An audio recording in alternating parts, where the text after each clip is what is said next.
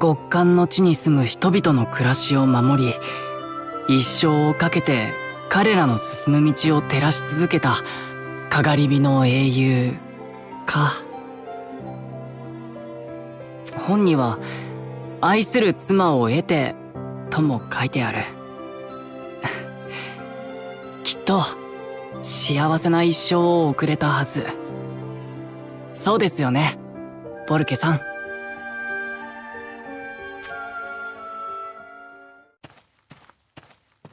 ルシオさん、進捗どうですか？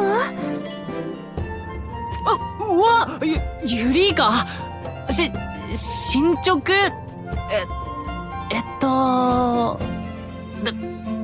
ダメです。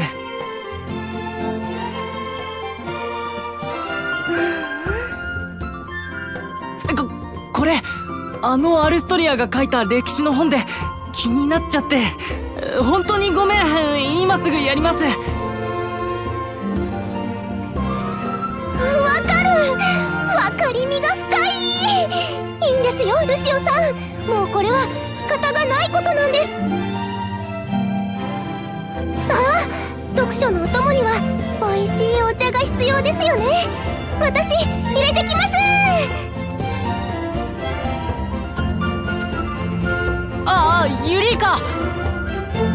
今のはつまり早く読み終わってしまえということだよね。それじゃあお言葉に甘えて、罪悪感と一体の何かワクワクしてしまう感じ、僕もわかるかも。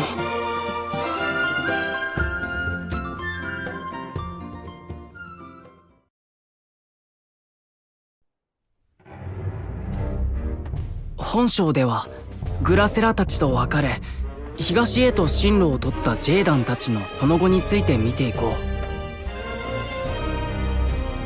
彼らの足取りは現在のゾルダードからディルナド地方に多くの記録が残されているのが特徴的である。これはゾルダード出身のある義士が非常に詳細な手記を後世へ残してくれたからに他ならない。ほら、入れ入れ。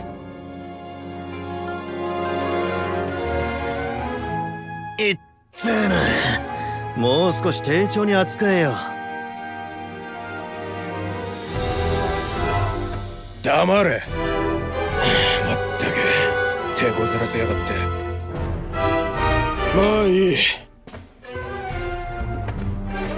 明日からは楽しい取り調べが待っているからな。せいぜい今夜はゆっくり休むといい。ロ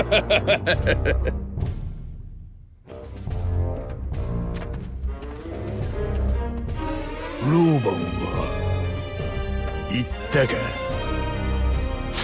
なあ、ジェーダンの旦那よ、本当にこんなんでうまくいくのかよ。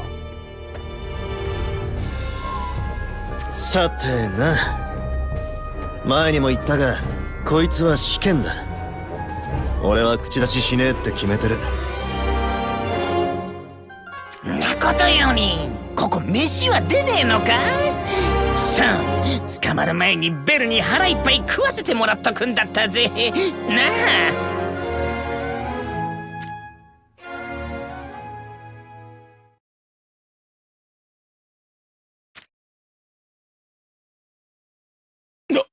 なんだお前たちは！どこから入って！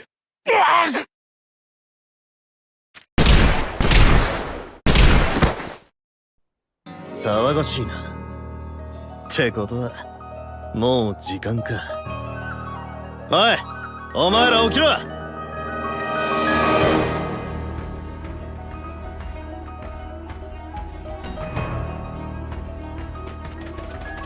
まずここまでは予定通りね。エラリア、レイリオ、バド、ちゃんとついてきてる？皇帝、この格好の時はレイラだよ、奥方様。俺はこういう荒事には向いていないって言ったのに。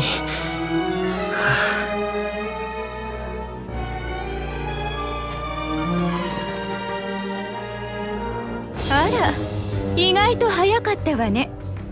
こういう時はどうするの、参謀さん？こうするさ。エラリア、全員殺せ。ジュダク。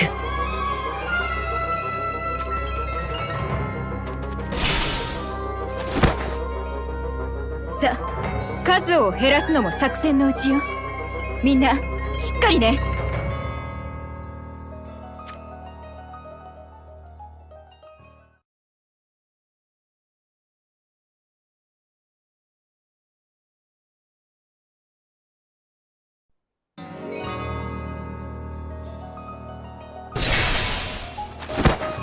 ジェイダン、迎えに来たわよ。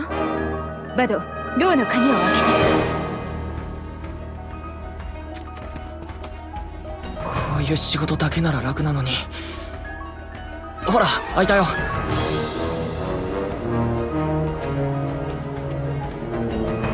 ああ、思ったよりも早かったな。そこはレイラの段取りを褒めてあげて。それよりほら、3人とも武器を持ってる。ちゃんと俺たちがぶっ殺す分の敵も残ってんだろうな。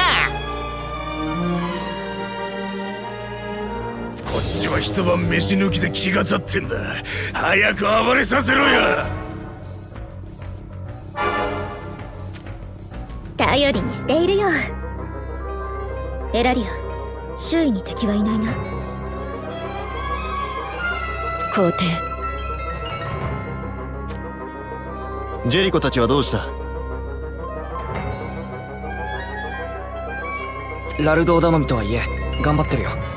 でも急いで加勢してあげないと。エラリア、ジェリコに伝えろ。救出作戦は完了。これから内部のか乱に移ると。承知。よし、一つひよっこどもの仕上がりを拝みに行くとするか。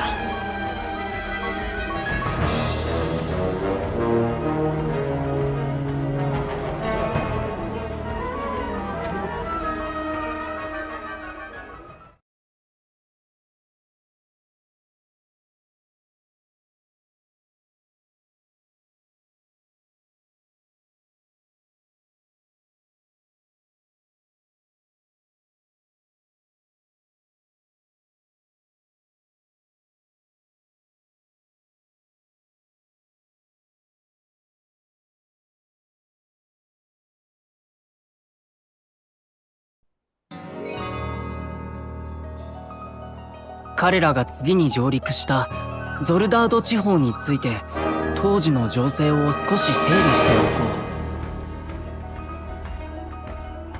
う。彼らがこの地を訪れる数十年前まではここはある王朝によって統一されていたが、王朝最後の王が病で死去して以降、王の側近であった大貴族たちの間で後継争いが勃発。オルド地方同様に群雄割拠の状況であったが、混迷度合いはさらに深刻なものであったと考えられる。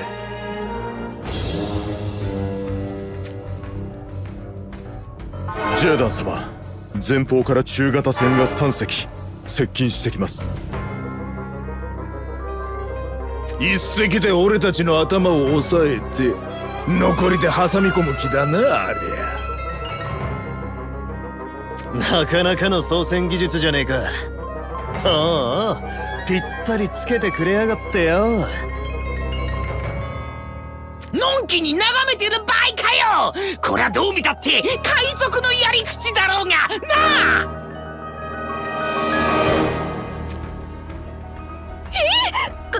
海賊？先生、大丈夫ですかね？落ち着きたまえ。君の可愛い子分たちが海賊ごときに遅れを取ると思うかい？古文じゃないんですけど、まあ全然やられる想像はつかないですね。むしろ返り討ちっていうレベルを超えてやりすぎちゃわないかの方が心配かもしれません。だろう？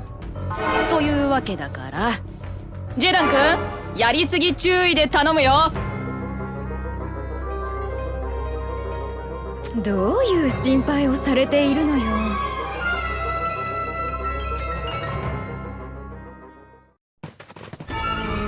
上出来だ！お前たち、あとは一気に貴族どもの物資をいただいてやろうぜ！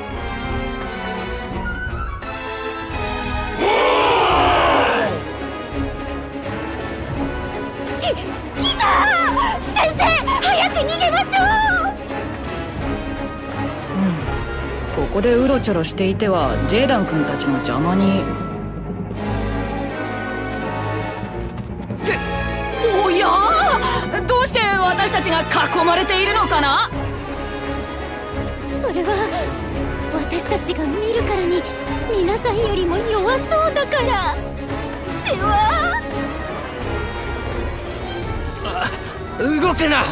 女だからといって俺たちは貴族相手に手加減なんかしないぞ！リズ、ベル、てめえら邪魔だ！どけ！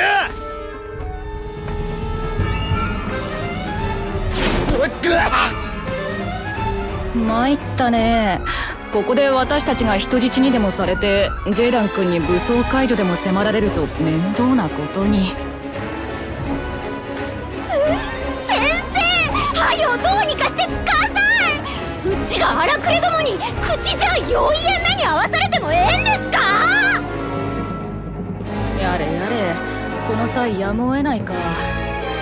ああ、君たち悪く思わないでくれたまえよっと。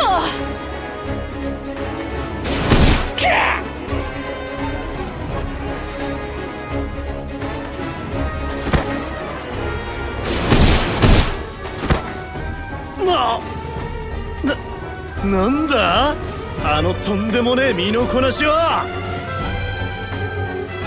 どう控えめに言っても達人の域じゃないの。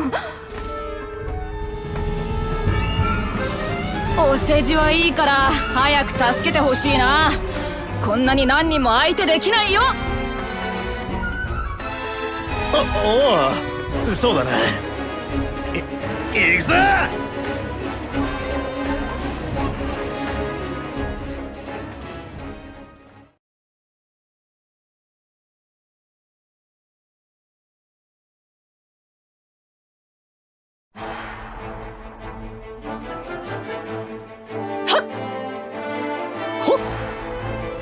ゆっくりせえ。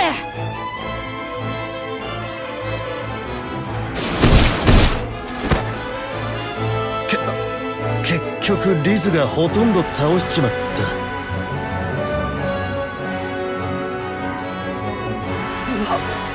なんだこいつら。たかが輸送船にこんな手だれが。くそ！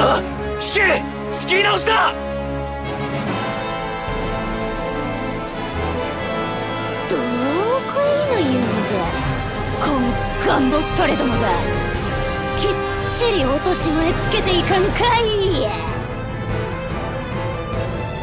なんて前にガー君たちに助けてもらった時の真似してみたりしての。そうかい。兄弟がそう言うなら派手に血の雨降らせてやるか。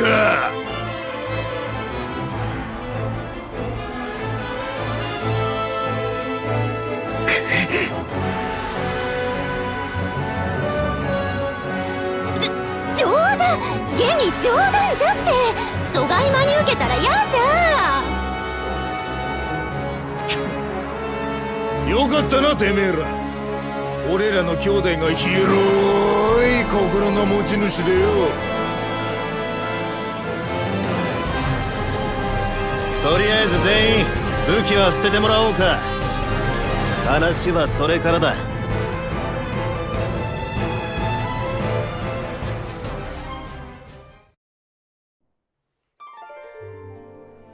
でもリズ先生には驚いたわ。あなたは武芸の方もすごいのね。まったくだぜ。どこでどんな修行を積んだのやら。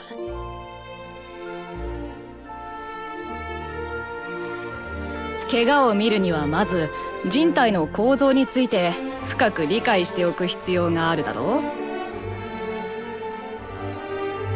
体のどこがどうなれば怪我をするのか、逆にどう動かせば怪我をせずに済むのか、そういうことを知りたくてしばらく高名な武術者が開いた道場に居候していたことがあってね。つまり門弟に混じって稽古をしたと？いや、私はずっと観察していただけさ。で、ある日観察の結果思いついた私なりの体の動かし方を師範に話してみたら、試合でお主の理論が正しいかどうかを確かめてみるがよいと言われてね。どうせなら師範にお手合わせをとお願いしたら、笑って快諾してもらったところまでは良かったんだが。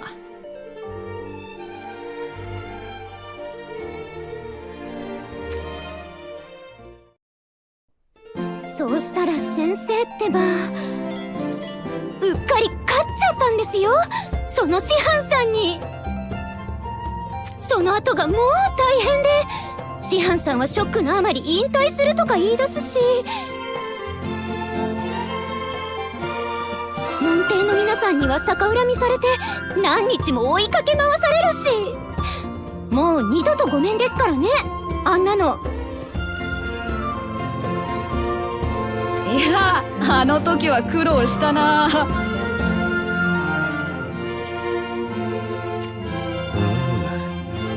天賦の才ってやつはどこに転がっているかわからねえな。ま、それはそれとしてだ。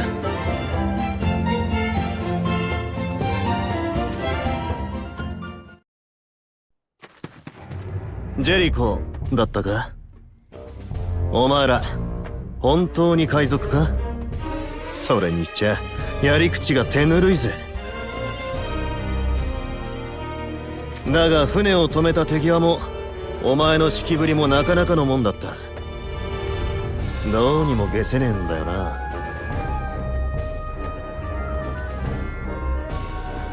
俺たちを海賊なんかと一緒にするな。俺たちは反貴族連合の闘士だ。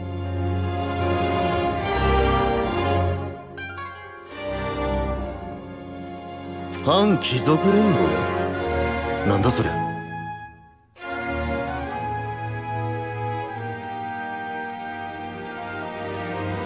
民衆を虐げるお前たち腐った貴族どもに天誅を下すものだ。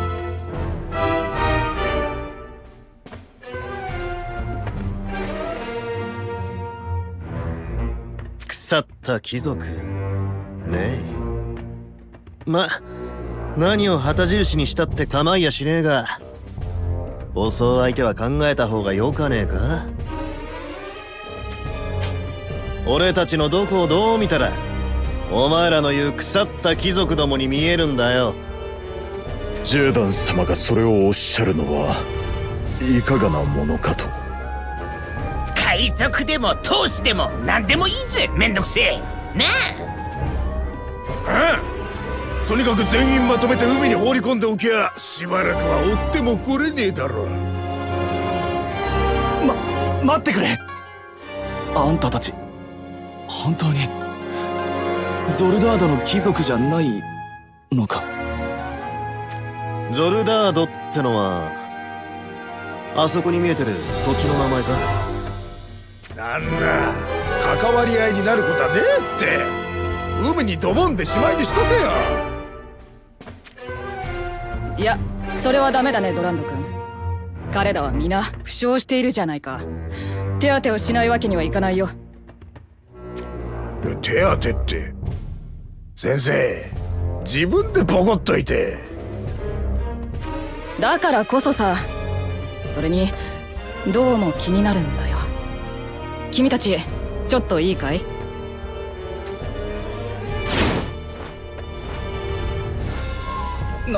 なんだおい、よせ、触るんじゃない。静かにしたまえ。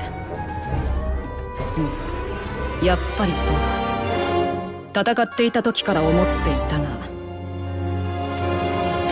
君たち私たちを襲撃する以前から皆どこかしら不調を抱えていたね。栄養状態もすこぶる悪い。これは我慢ならないな。全員そこに一列に並び止む。診察だ、診察。あらら、始まっちゃったわ。なんとなくそんな予感はしていたけど。乗り込んできた勢いは良かった割に動きが鈍かった理由はそれか。いよいよよくわからねえな。診察が終わった者は順に食事だ。ベル、任せるよ。とびきり健康的なのを頼む。ほれ、トラちゃん、ガーくん、お仕事じゃけおいで。マジかよ。しょうがねえな。前に寄った島でえらいでかい豆を取っただろ。あれ茹でようぜ。船のへさきにイカ干しといたからよ。それで出しとったらうめんじゃねえかなあ。診察に食事。あんたら何を考えて。俺たちあんたらを襲って。まあ細けいこと気にすんなよ。一個貸しってことにしといてやるから、代わりにいろいろ聞かせろや。お前らのことにその貴族とやらのこと、それからゾルダードって場所のこともな。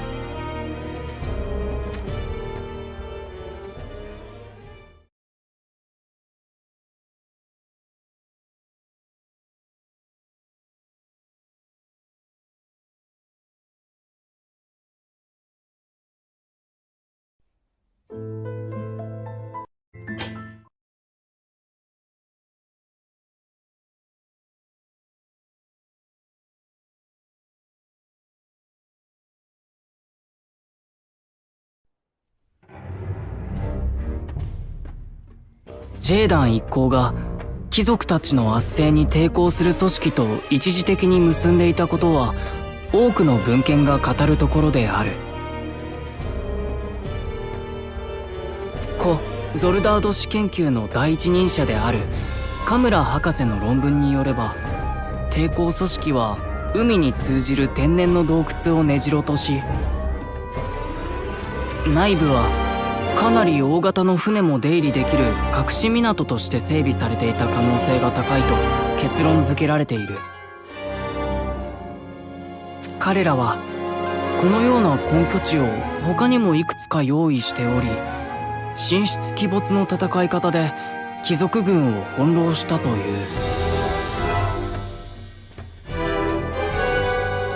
お帰りなさいませ、チェリコ様。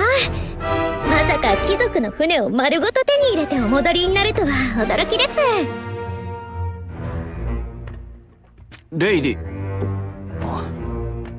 イラか。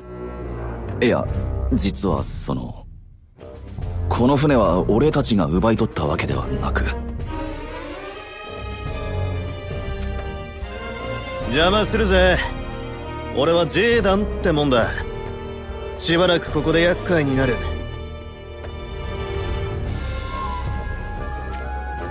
おいおい、随分と美人がお出迎えしてくれるじゃねえか。何が庶民の味方だよ、ジュリコ。こんなメイドさんをはべらせといてよく言うぜなあ。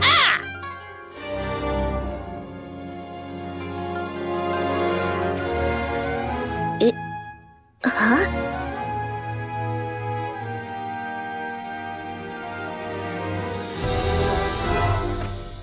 急に押しかけてしまってごめんなさい。私はアライア。こちらは医者のリズ先生。早速で悪いけどね、メイドさん。この隠れ家にも病人がいるらしいね。どこかな？ジェリコ様、これは一体どういう？話せば長くなる。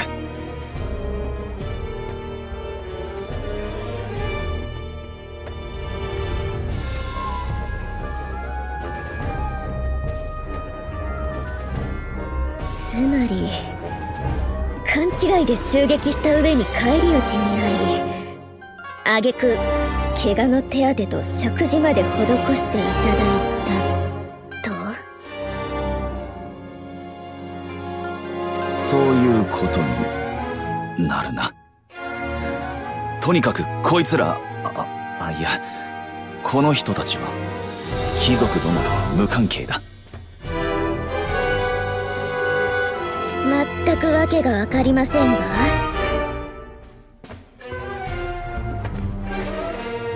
俺もだよ。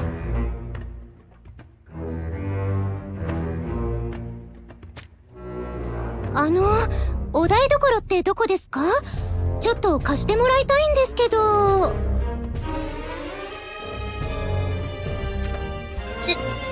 調理場はそこの建物の中ですが。じゃって二人ともそっちで仕事の続きするけ、鍋持ってついてきんちゃい。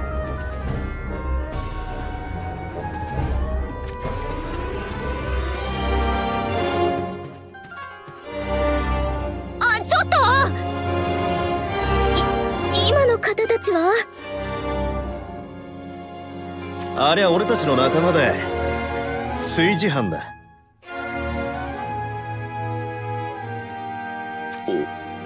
俺は本当に料理人に殺されかけたのかよ。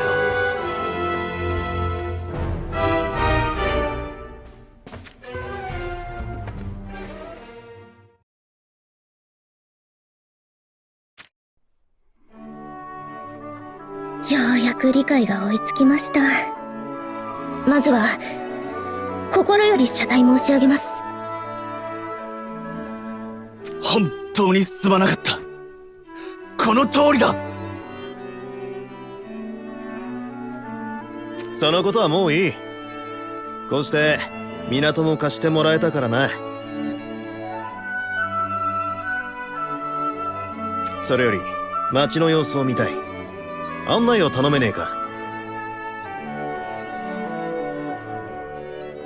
それは俺が。レイラ、あとは頼めるか？お任せを。船の皆様にお休みいただける場所をご用意いたします。大所帯なのに悪いな。ナルド、こっちも俺がいない間はお前に任せて構わないか。ジョイ。だから御意はよせって。まあいい。アライアも一緒に来てくれ。私も同行していいかな。できればもう少し薬なんかを仕入れたい。いいだろう。なら街へ出るのは俺とアライア、リズの3人だな。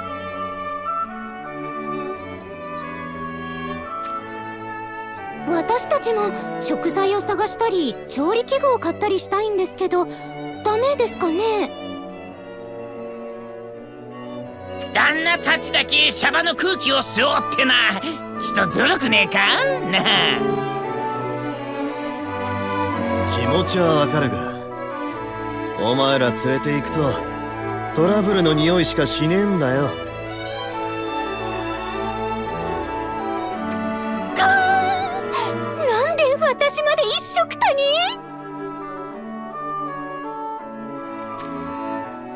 するだろそりゃ。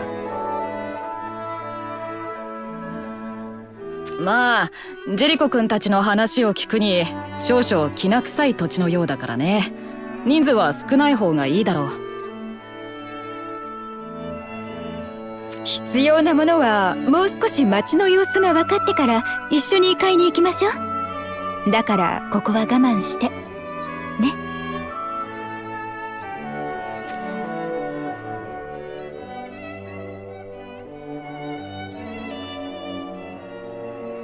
こう言っては失礼だけど、思ったよりも発展しているわね。ファルムの村やらオルド村やらひなびたところばっかり見てきたからな。確かに刺激的ではある。だが見たまえ、ほらあの辺なんか特に。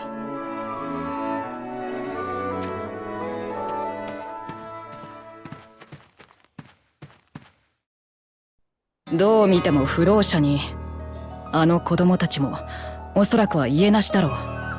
そういう人たちが多くないかい？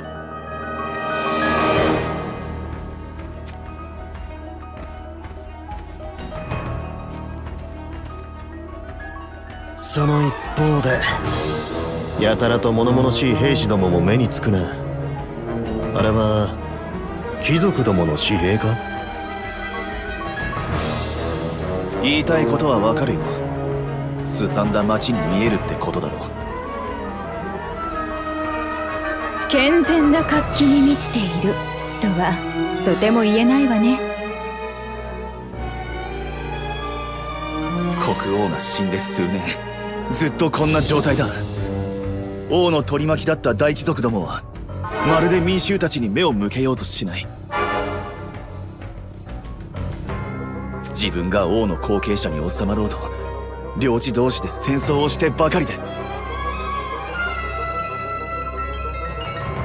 オルド村でも思ったが、血と身につまされる話だぜ。ゼーダン、でも少なくともあなたはアードラのことを思って。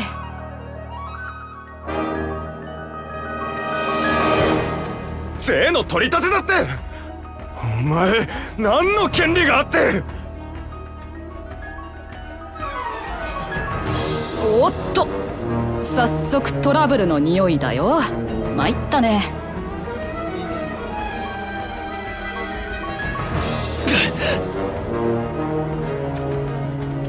おいジェリコ、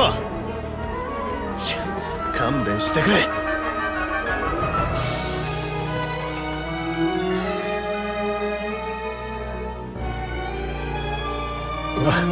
私だって好きでこんなことをしているわけじゃ仕方がないんだ。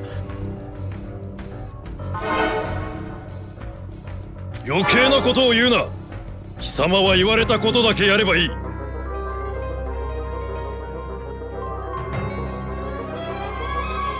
頼む、手荒なことになる前におとなしく税を。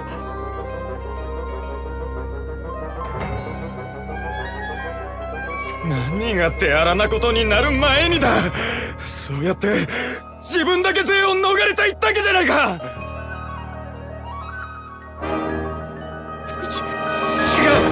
違う、私たちだって苦しいんだ。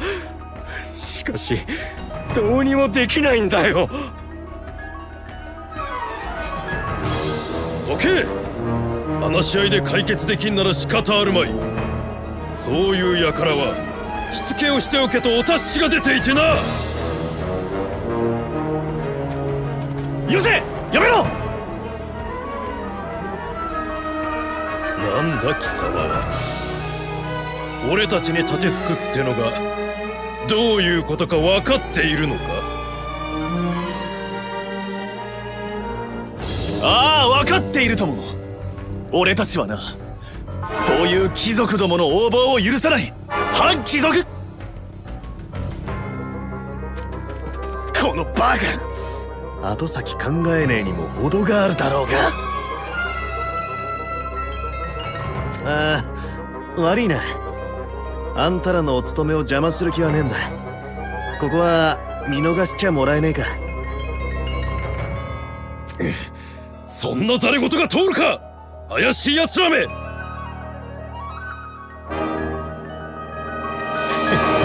だよな。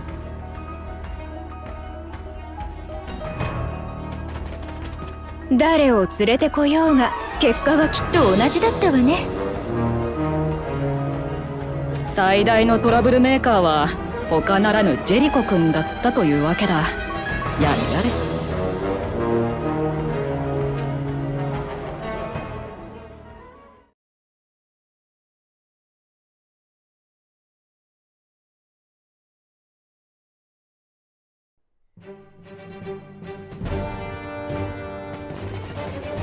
思い知ったか。俺たちは決してお前らの圧政には屈しないぞ。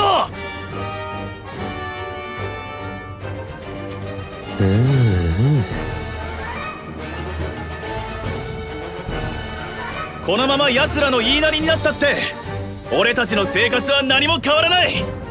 戦って掴み取るんだ。あんたもしかして反貴族連合か。貴族の横暴と戦う抵抗組織があるとか。そうだなあ、こうして町の人々を対立させるのは奴らの策なんだよ。民衆が団結することを恐れているんだ。裏を返せば俺たちが団結して戦えば貴族どもに目に物を見せてやれる。わかるだろ。だから一緒に戦わないか。俺たちの手で新しい生活を作るんだ。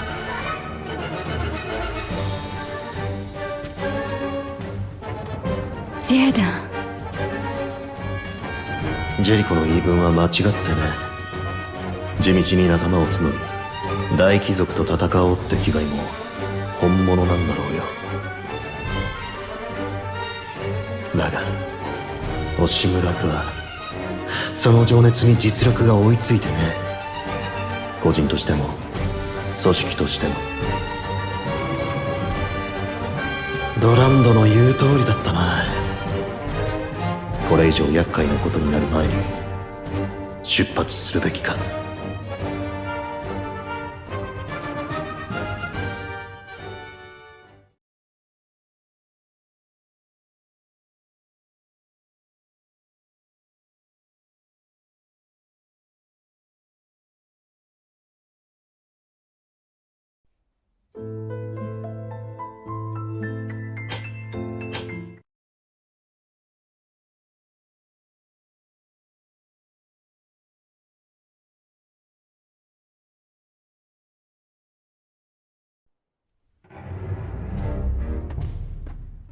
船底にしまい込んでいたものはあらかた運び出しました。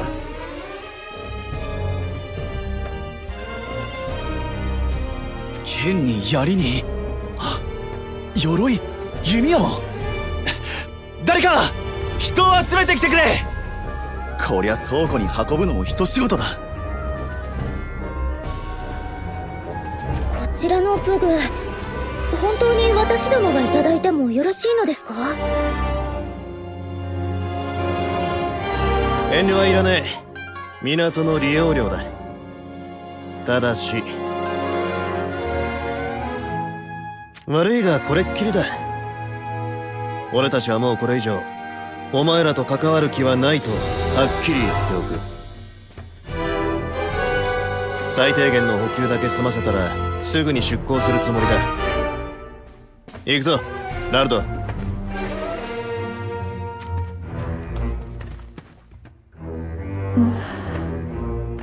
そんな顔をするなよ。元はといえば俺の勘違いで巻き込んでしまったんだ。それを許してくれただけでなく仲間の治療やこんな武具まで感謝してもしきれないってもんだぞ。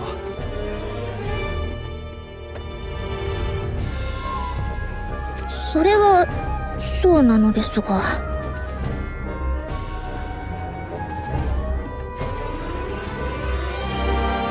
なんか人手がいるって言われてきたんだけど、これを運べばいいの？バドか。ああ、頼む。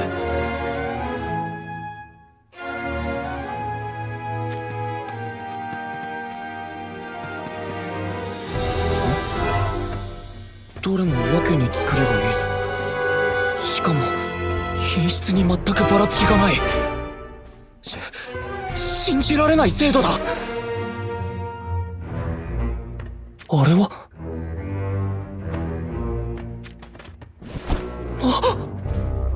なんだこれは。これも武器なのか。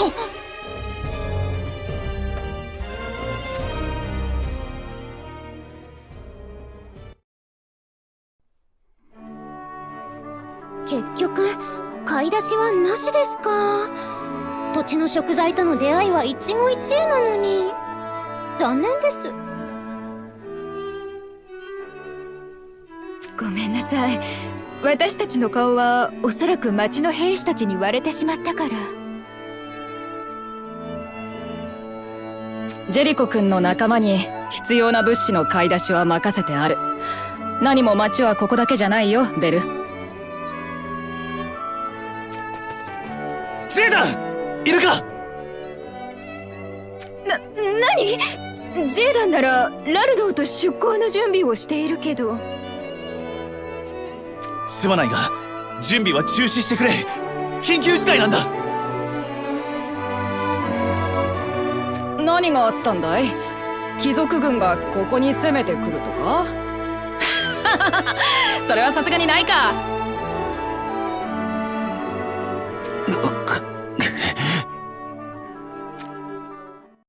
まさか図星？先生がなんぞ言いよるとすぐワヤになるのなんなん？現に余震祭や。とにかく状況の説明を。買い出しに行かせた仲間が貴族軍の奴らと揉め事を。それでどうしてこのアジトの場所まで嗅ぎつけられてしまったの？兵士と揉めた後動転して馬鹿正直にここまで逃げ戻ったんだと思う。それで後をつけられて兵士たちに顔が知られていない新参のメンバーに頼んだんだが、それが裏目に出た。俺のミスだ。なんてこと。でも今は悔いている時間はないわよ。アライアさんどこへ？ここまで攻め込まれる前に洞窟の狭い場所に防衛線を張ってそこで食い止めるのよ。分かった。すぐに戦える人間を集めてくる。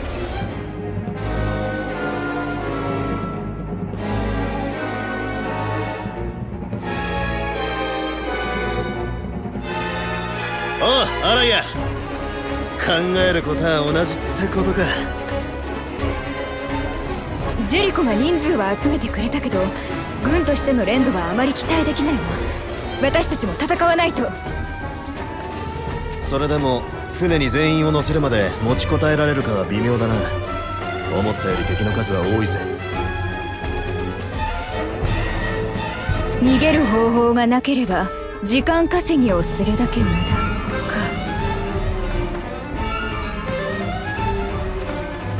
逃げ道ならある。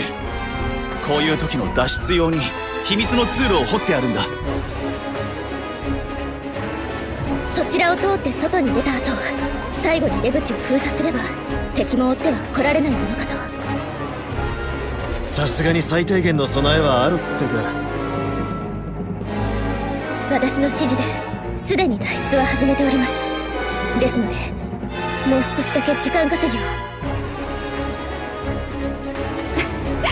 気が利くメイドさんね。ならそっちは任せるわ。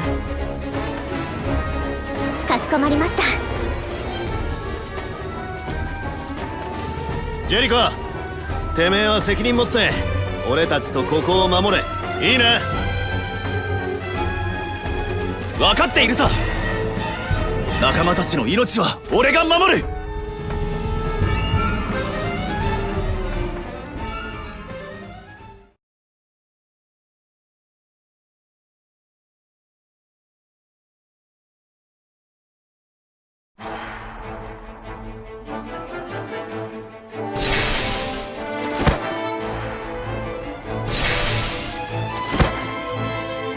時間稼ぎもそろそろ限界ね。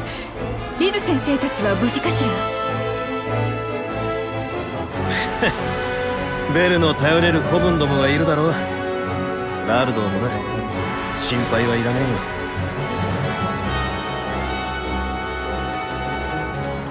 えよ。一番心配なのは私たちって感じね。あなたと枕を並べて討ち死にとか、そんなの嫌よ私は。おいおい、こういう時は一緒に死んでくれんのが夫婦ってもんじゃねえのかよ。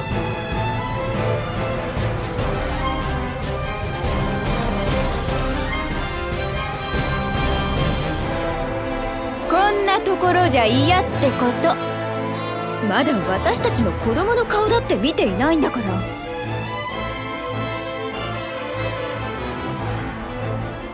レイラ、おい、ヒナの方はどうなった？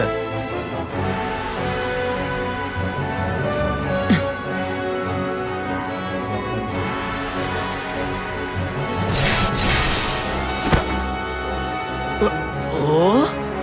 なんだありゃ、魔法か？あのメイド、あんなに強かったのか？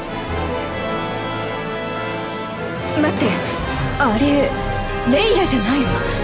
よく似ているけど別人よ。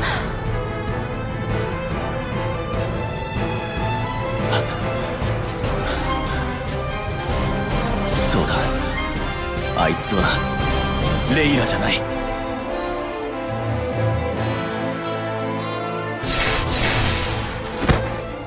メイドってよりか凄腕の暗殺者って動きだな。ありゃ何者だ？後で話そう。エラリア、俺たちを迎えに来たのか？皇帝、命じたのはレイラか？皇帝、2号アジトへ案内しろと命じられたか？皇帝、何なんだよさっきからこのまだるっこしいやりとりは。エラリアにできる質問は一度に一つ。それもはいやいいえみたいな形で答えられるものに限られる。どうして？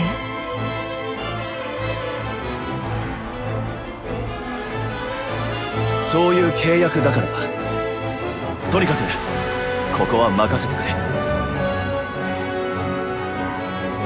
お客人たちも案内するよう命令は受けているか？皇帝、分かった。では案内を頼む。承知。行こう。すぐ次の敵が来る。その前に出口を塞がないと。船は置いていくしかねえか。お気に入りの一隻だったんだがな。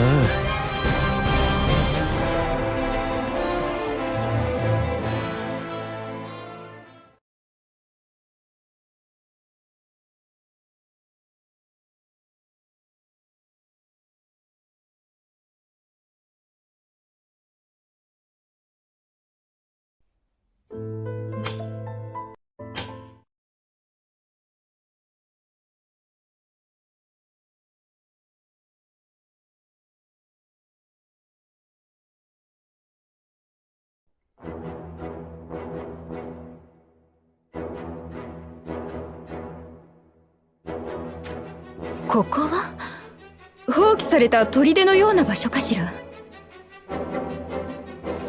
ジェーダン様、アライア様、ご無事で何よりでした。仲間たちも全員無事だろうな。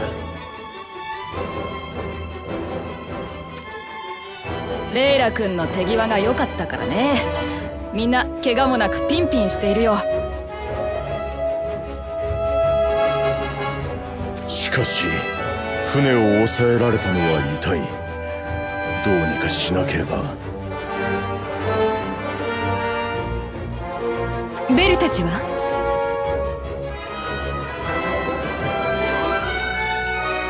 もちろん無事ですよ。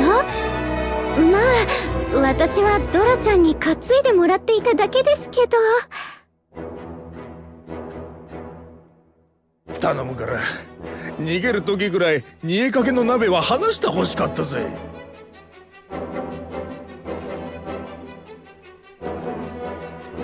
汁がかかるんだよ、顔によ。まあおかげで逃げた先でもすぐに飯にできたけどな。うちの炊事班はたくましくて結構だな。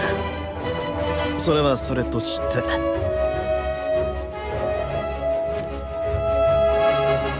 気づきゃメイドが2人になっちまった。どういうことだ。説明するとややこしい。いろいろ理由があるんだよ。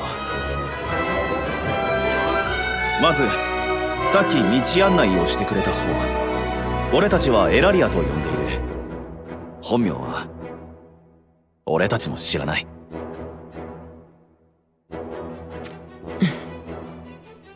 エラリアはジェリコ様ではなく、私が金で雇った暗殺者で、私たちの護衛と私の影武者を任せております。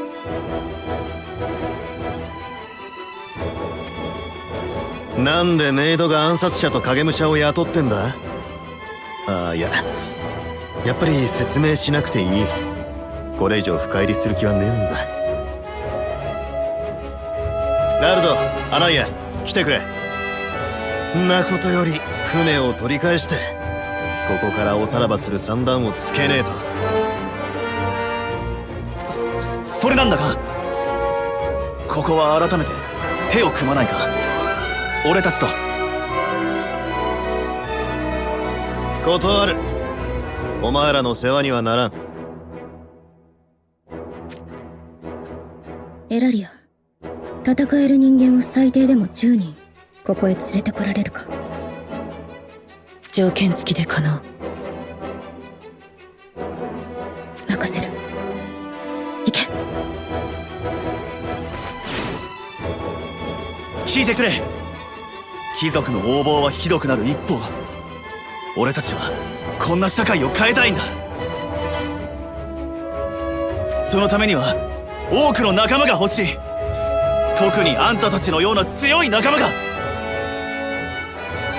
ジェーダン、ここは隠さずにはっきり言った方がいい。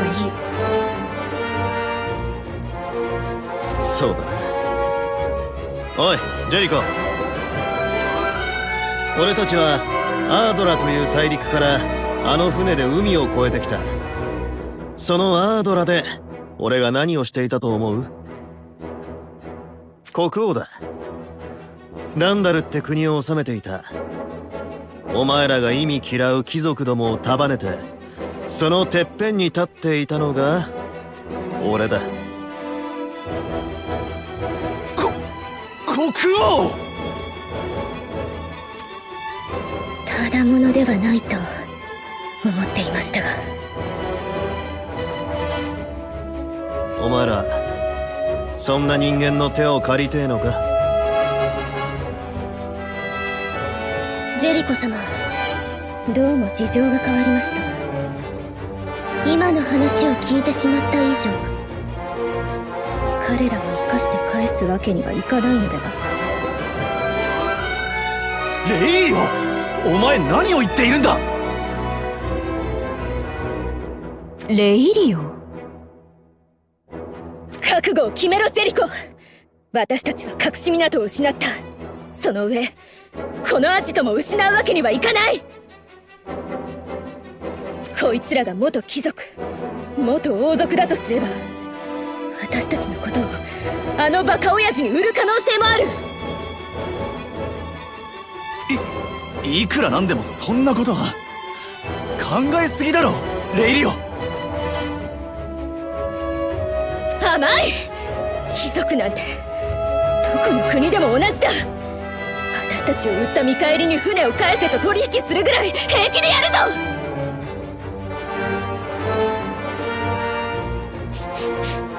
なんか匂うぜなあ兄弟。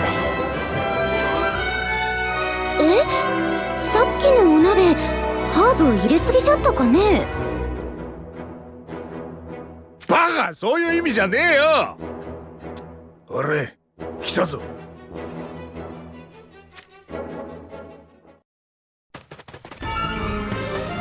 ヘラリア、ジェーダン、やれ！おっと、前の仕事柄暗殺者に命を狙われるなんざ日常茶飯事でな。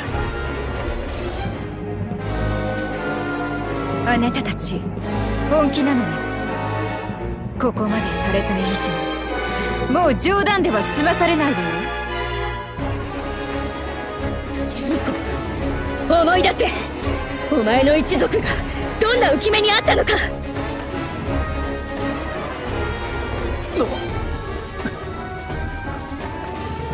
そうだ、大貴族は敵。俺たちの秘密を漏らされるわけには。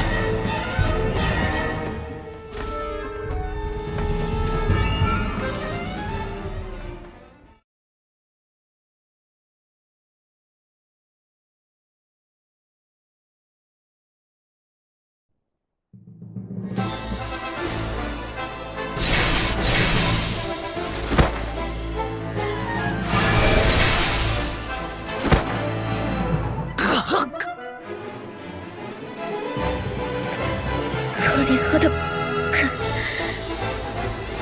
エラリア、まだ戦えるか。戦闘は続行可能。しかし推奨はしない。お前が返事以外のことを喋るほどの相手か。こ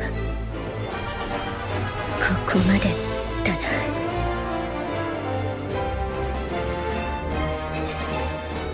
何がここまでだ。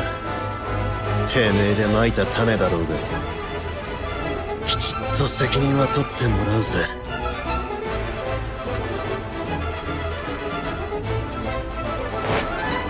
いや、ここまでだね。医者である私の目の前で殺し合いはダメ、絶対。刀が動かせねえ。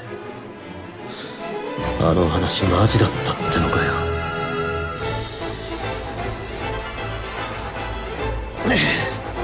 分かった分かったよ。ほれ、これでいいんだろ先生。よし、ジェリコ君たちも引きたまえ。実力と経験の差がわからないほど君たちも素人ではないだろうね。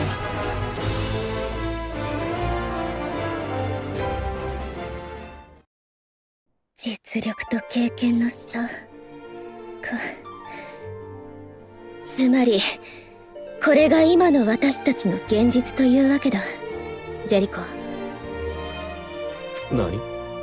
お前最初から勝てねえと分かっていて、どうしてこんな真似をした？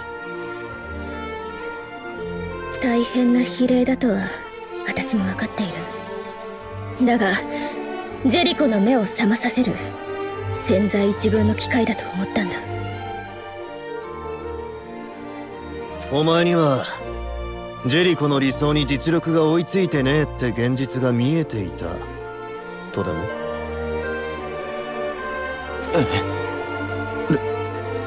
レイリオ。面白え。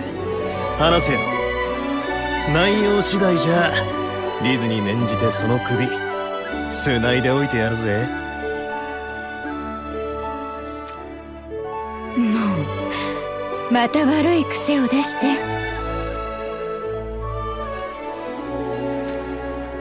何から話すべきかな。まずは私たちのことか。私の本名はレイリオという。この町を支配している大貴族ガルデン公爵の一人息子だ。私も貴族なんだよ。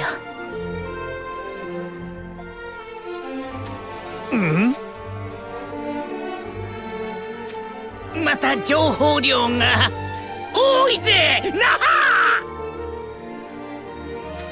ちょっと待て、ちょっと待て。てめえ、そのなりで男なのかよ。正体を隠すためだ。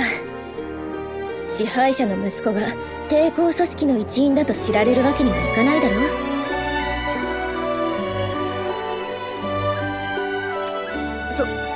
それはわかるけど。最初は親父の雇った患者を騙すための苦肉の策だったんだが、なんだ、私はほら顔がいいだろ。体つきも華奢で繊細。それを生かすにはこの格好の方がいいじゃないか。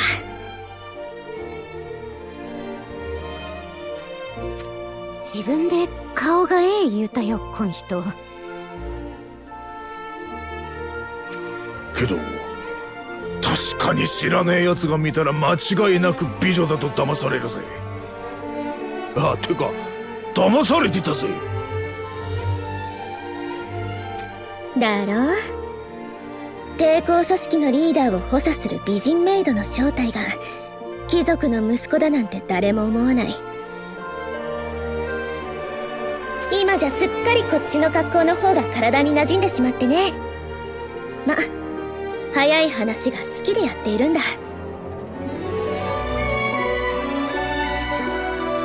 どうも話がいきなり本筋から脱線しているようだが、そうなるとそっちの暗殺者は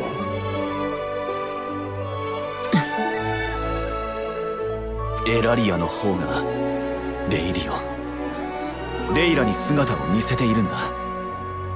本当の顔は誰も知らない。名前と同じで。メイドの影武者。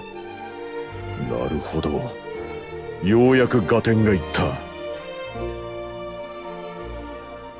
つまりレイリオの方は時折息子に戻って家の様子も探っているわけか。その間ジェリコのそばにはレイリオに姿を似せたエラリアの方が付き従う。ろくに戦い方も知らねえ組織が今まで潰されずにいたのには、そういうからくりがあったわけか。大貴族様のバカ息子として世間に白い目で見られるのも組織を守るためには必要なことでね。私の名前で夜会を開いてやれば貴族も軍人も役人も寄ってくる。酒と博打と女で軽くなった口からは情報が引き出し放題だ。お前のことは分かった。だがそれとジェリコをリーダーに担ぐことがどうつながる？お前が内心で親父に愛想を尽かして権力の座から引きずり落としてなら自分でやった方が早いだろうに。それじゃあダメなんだ。持たざる者が権力を打倒するからこそ革命には意義があるんだよ。お前はジェリコがその持たざる者どもを束ねる器量があると判断したわけか。ジェーダンはジェリコを理想だけで実力が伴っていないと評したが、まず理想がなければ何も始まらない。確かにジェリコにはまだまだ成長してもらう必要があるが、その理想は本物だ。だからこそ人は集まる。私は自分も親兄弟を貴族に殺されながら、それでも裏町で這うように生きる人々を鼓舞し続けていた彼にかけたんだ。お前俺のことをそんな風に。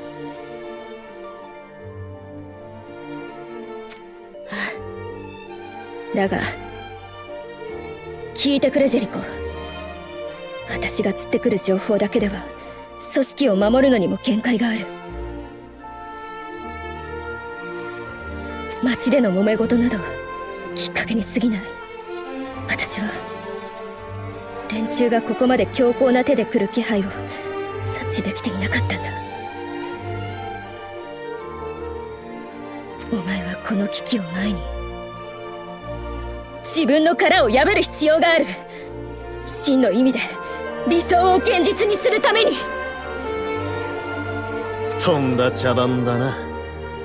で結局お前らは俺たちの力を目当てに道場を引きてえってことなのか？同情ではなく共感をしてもらえればとは思ったが。同じことだ。道場でも共感でも何でもいいが、俺たちがお前らの話にほだされて手を貸したとする。だがそんな借り物の力で勝って満足なのかよ。自分で言ったんだぜ。持たざる者が自分の力で成し遂げるから革命には意義があるってよ。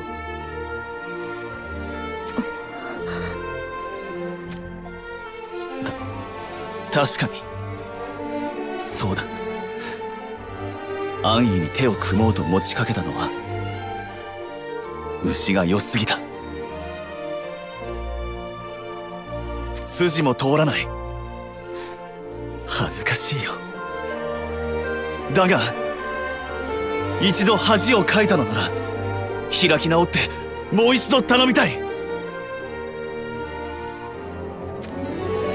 俺たちにあんたの言う戦う方法を教えてくれないか。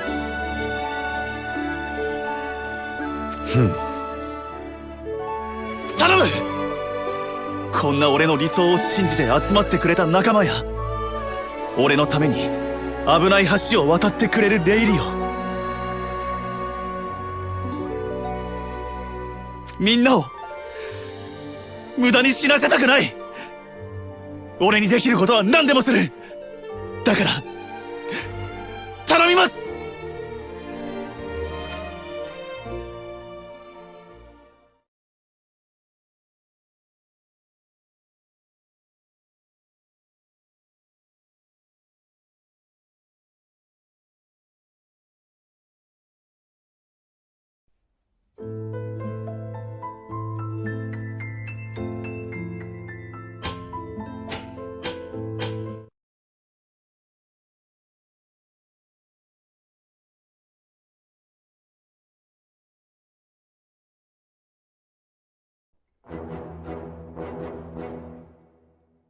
俺がやった武器までここへ運んでいやがったか。そういうところは抜け目がねえようだが、港の利用料にしちゃ軽率だったな。迷っているのね。ジェリコの申し出を受けるかどうか。迷っているのは今のあなたに波動以外の夢が生まれそうだというのもあるでしょうけど、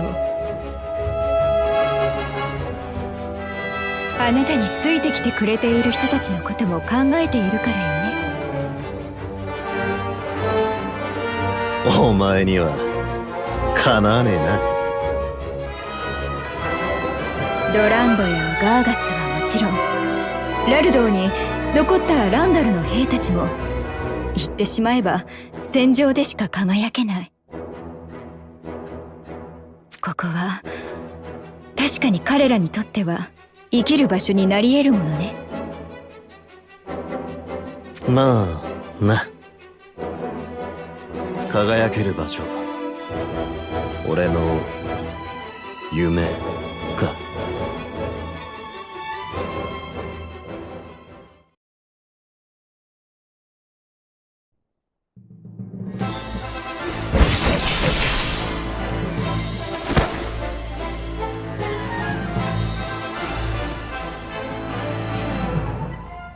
ナルト、ルシア、こっちの戦力はどのぐらい残っている？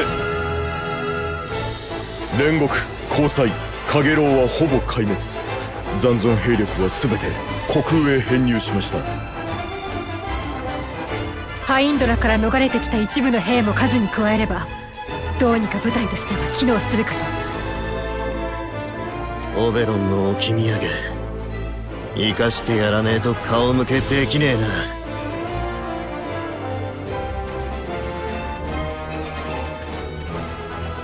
あいつが敵の指揮官だ。もっと偉そうな奴がいたはずだが、今の俺たちには手下で十分ってか。舐められたものです。ランダルの底力思い知らせてやりましょう。ここを突破されれば、あとは王都まで無人の野を行くがごとし、正念場ですな。守るのは性に合わねえ。ここは一発で撃って出るぞ。お前ら気合い入れろ。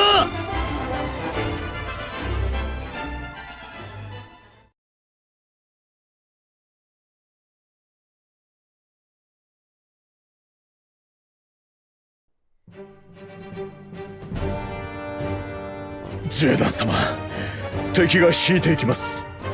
追撃なさいますか？いや、無理だな。崩れて引いたって感じがしねえ。単に距離を取ったってところだろ。つかず離れず、こちらを釘付けにできればいいということですか？奴ら何を考えているのか。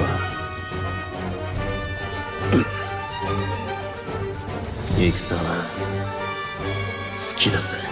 心が躍る。だが俺がやりたかった戦はこんなもんなのか。もうこの大陸で国の体を成しているのは俺たちぐらいのもんだ。仮にこの戦に勝ってアードラを俺のものにしたところでどうなる？何もかもが燃えちまって白い灰だけが残っているような状況で俺に何ができる？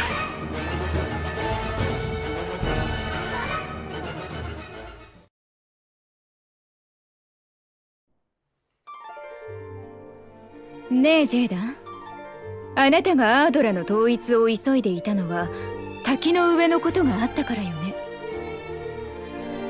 そうだ。まずアードラを一つにしなきゃ奴らとは渡り合えねえはずだったんだが、あの海王とやらのおかげでアードラ自体が消えちまっちゃうな。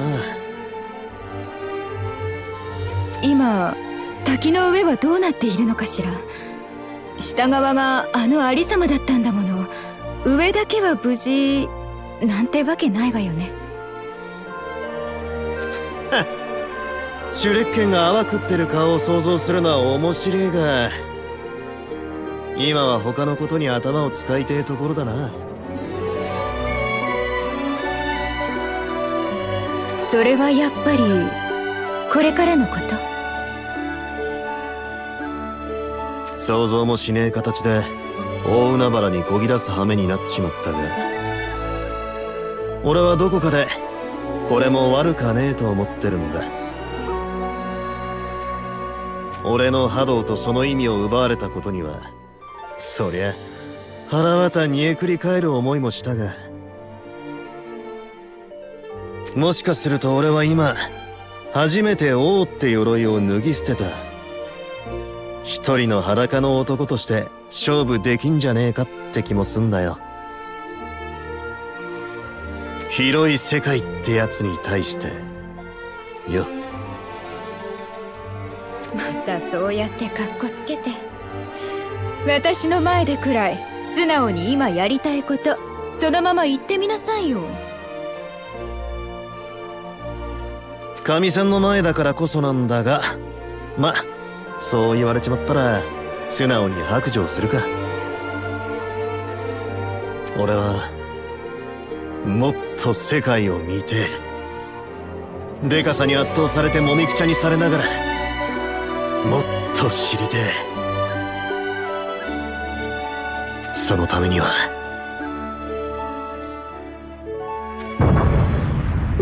しまった。今のは武器が入った木箱の向こうか。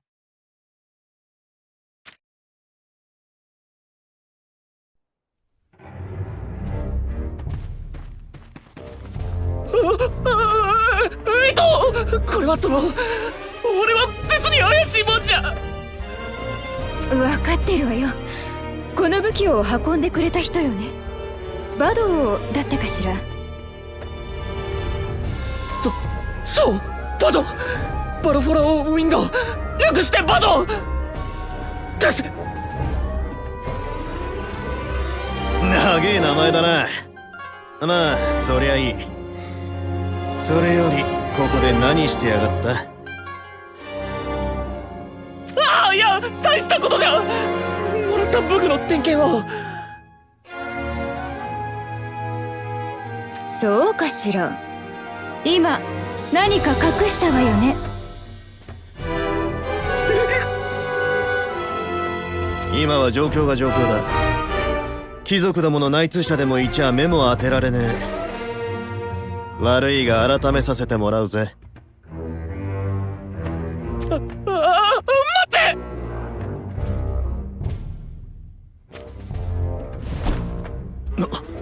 これは俺の銃じゃねえか。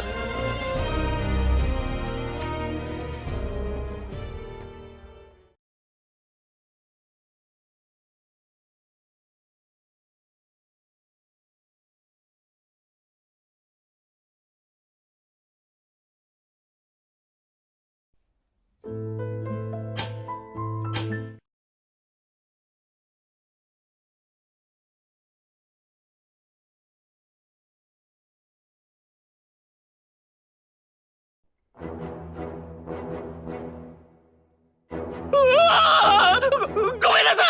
これはちょっと気になっただけで。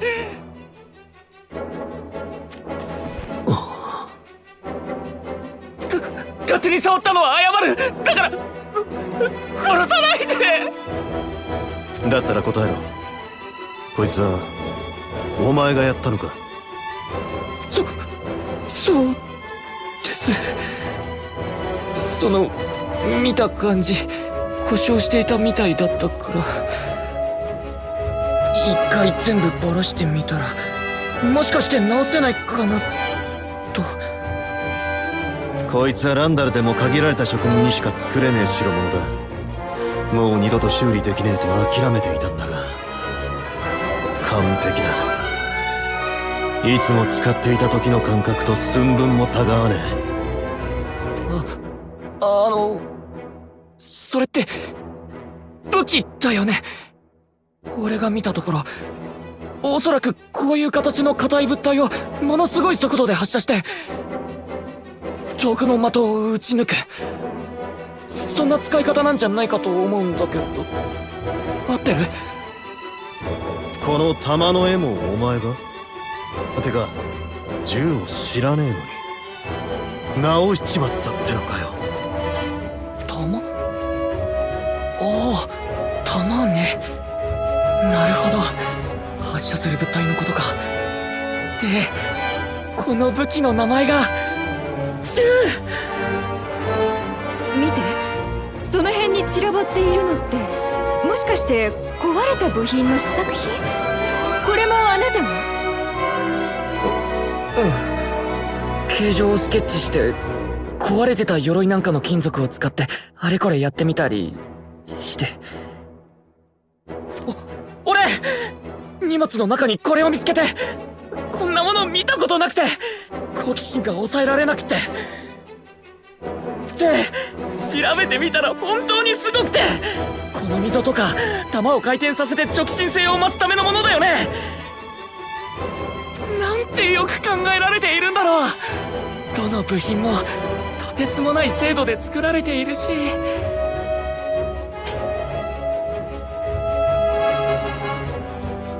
添付の際はどこに転がっているかわからねえか。おいバド、お前ここに来る前は何をしていやがった？どうして抵抗組織なんぞにいる？ここに来る前は鉱山で技師をしていたけど、でもある日働いていた鉱山が行き場をなくしてジェリコたちに拾われたってところかしら。生きていくためだよ。俺は別に強くもないし魔法も使えない。戦いなんて本当は真っ平だ。それで荷物運びの下働きか？ったく適材適所もなってねえのか。お前ほどの技術がありゃもしかしたらできるかもしれね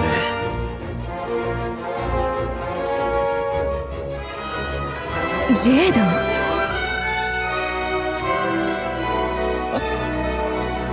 ン、どこへ？もしかして俺のことをリーダーに言いつけに行くとか？落ち着いて。あの人はそんなことしないから。妻の私が請け合ってあげる。だったら一体。さあ、でもあの人のあんなに熱っぽい目、久しぶりに見たわ。あれは何か面白いことを思いついちゃった時の目ね。面白いこと？それかものすごく悪いことを思いついたか。いたずら小僧みたいな顔をしていたでしょ。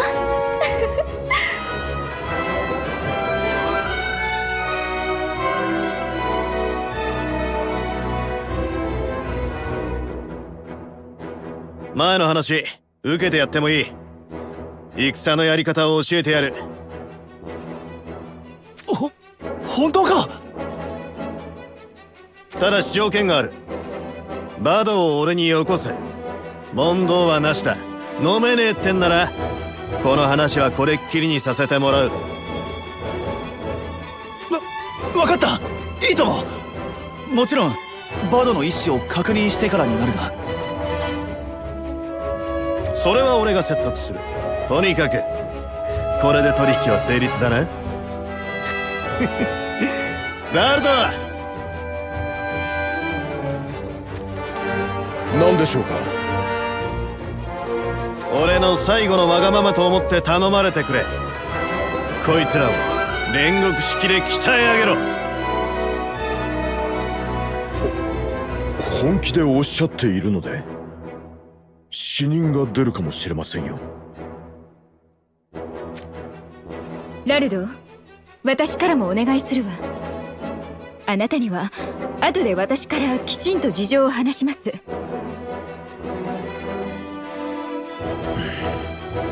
わかりました。お二人の頼みとあらば全力でお答えいたしましょう。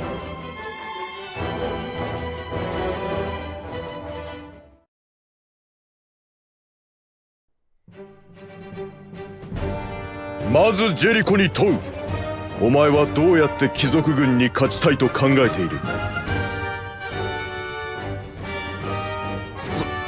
それはもちろん正々堂々と正面から戦い貴族軍を打ち破る姿を民衆に見せ。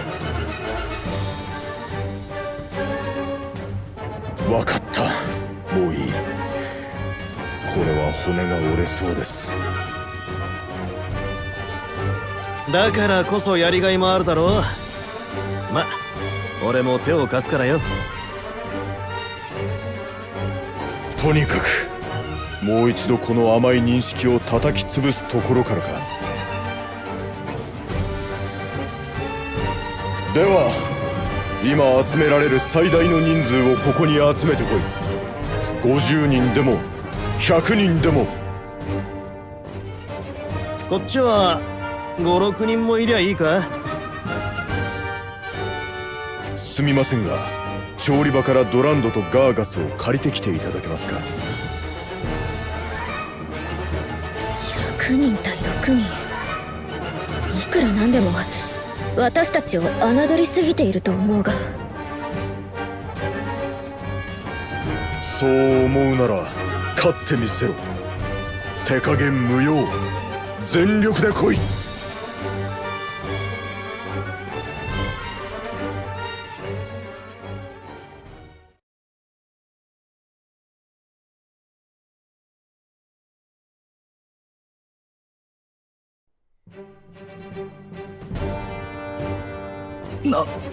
なんでこれだけ人を集めてたった数人に勝てないんだ。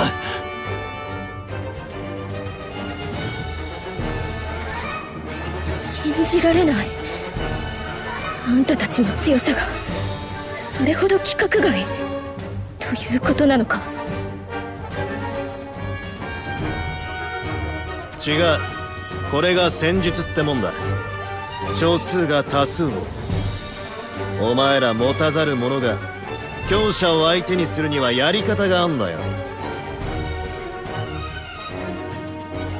よくわかっただろう。お前たちにはこれからそれを徹底的に叩き込む。やめときゃよかったと後悔してももう遅えぞ。ラルドはやると言ったらやるからな。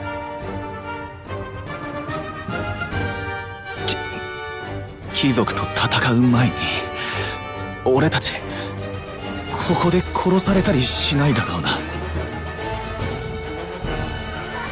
それで死ぬようなら所詮私たちもそこまでと思われているということだ。では早速始めるとしよう。死にたくなければ強くなれ。生き残れる道はそれだけだ。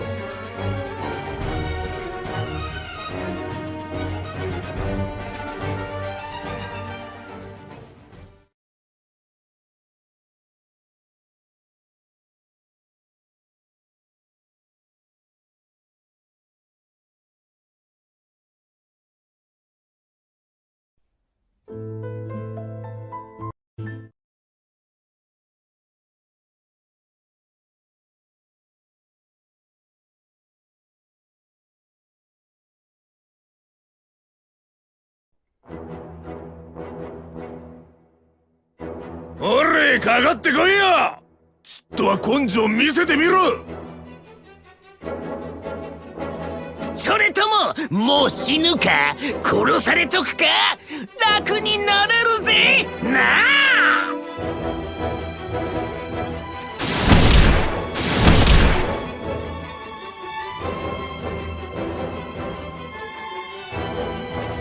はいこれでよし。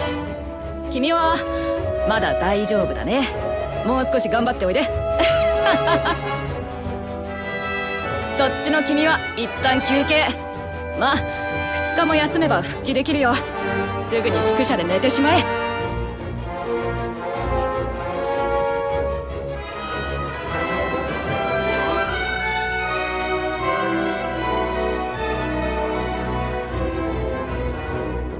はいはい、幼くてもおかわりはたくさんありますからね。いっぱい食べてしっかり訓練しましょう。疲労回復、筋肉増強。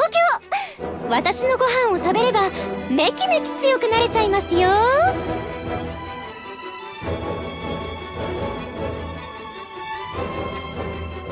どうだラルド。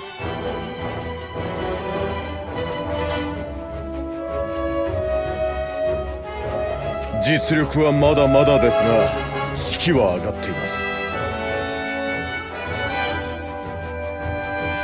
適切な肉体のケアにしっかりと栄養を管理された食事が効いているようですな。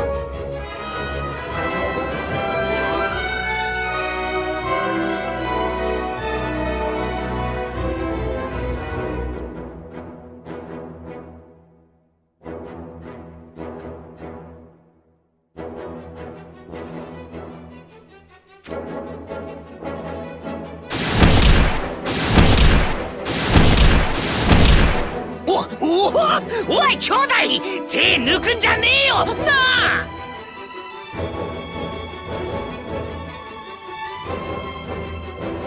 抜いてねえ。くそ、ランダル軍が強かったわけだぜ。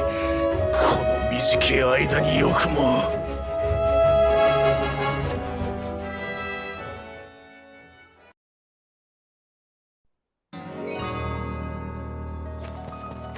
戻ったぞ。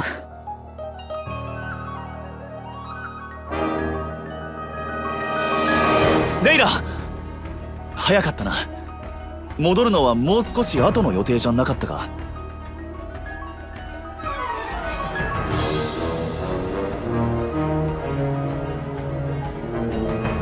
クソ親父がまたろくでもないことを考えているのが分かった。それで急いで戻ってきたんだ。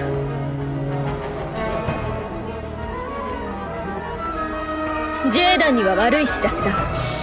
まず私のクソ親父、ケチくさいことに私たちの隠し港を要塞化していた。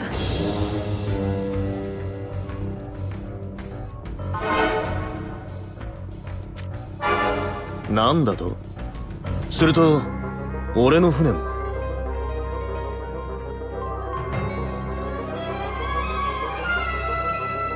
その船を使って不当に蓄えた財産を運ぶつもりのようだ。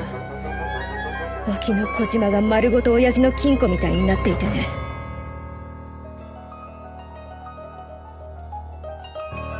確かにケチくさい話だな。人様の持ち物だよ。船を自由に使われてしまうとなるとますます取り返しにくくなるわ。何か手を打てないと。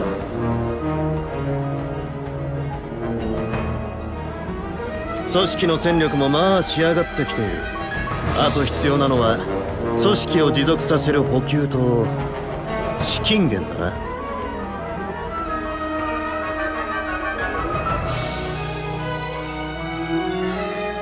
今の状況をうまく使って一つ仕掛けてみるのも手か。よしジェリコ、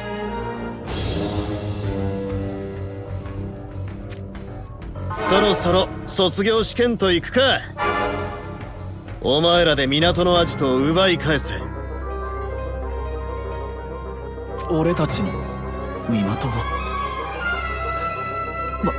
わかった、やってやる。ついでにレイラの親父が溜め込んだ財産をかっぱらう計画を立ててみせろ。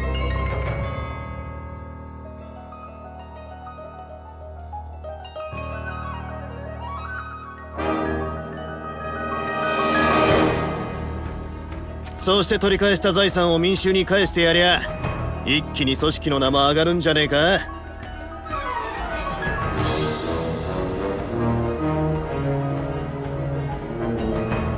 るほど。そうすれば私たちに進んで協力しようという人間も増え、資金面の援助も期待できるか。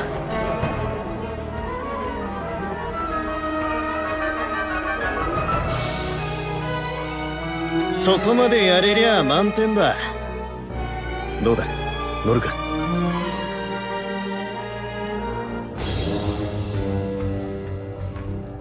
もちろんだ、やってやるさ。今の俺たちならできる。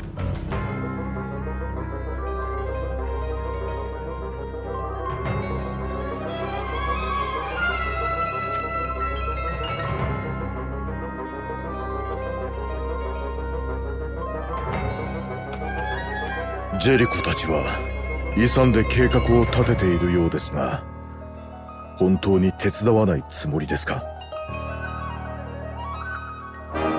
手伝わねえよ。決めたことだ。お前はどうするんだ？一度引き受けた以上無駄死にさせるつもりはありません。では私は戻ります。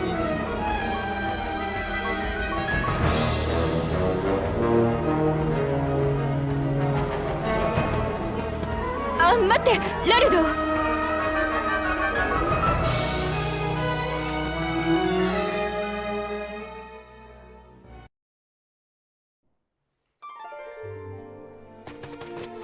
アライア様、何かご用でしょうか？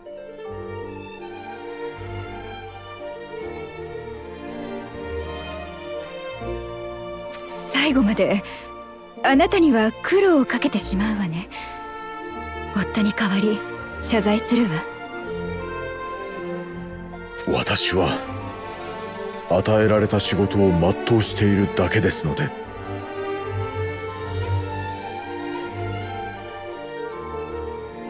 ジェーダンのことを自由にしてあげるつもりなんでしょ？私が頼んだから。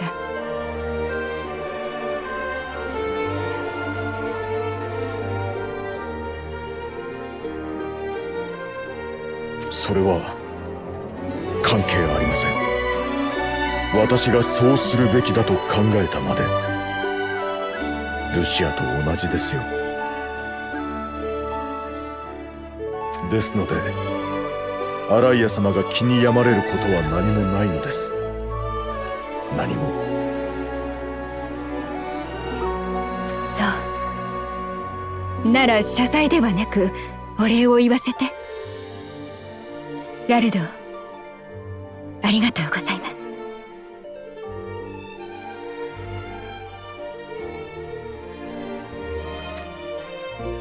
そのお言葉だけで十分です。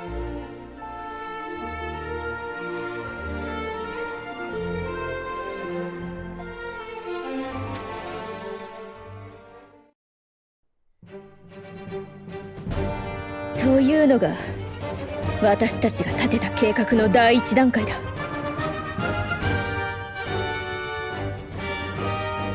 俺を餌にしようってか？お前らにしちゃ思い切ったな。親父は強欲だ。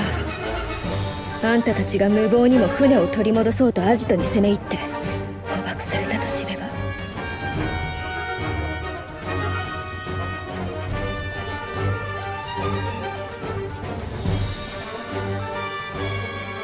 すぐには殺さない。必ず船の積み荷が他にあるのかどうかを知りたがる。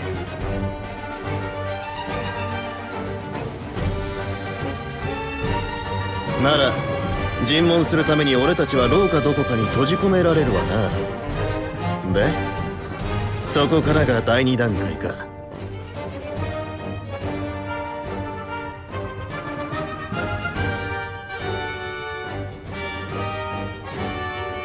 捕まった仲間を取り戻すという筋で俺とラルドーが派手に陽動を仕掛ける。その隙にエラリアたちで内部に潜入。ジェーダンたちを救出したら外側と内側両方から攻撃して貴族軍を追い出しアジトと船を取り返す。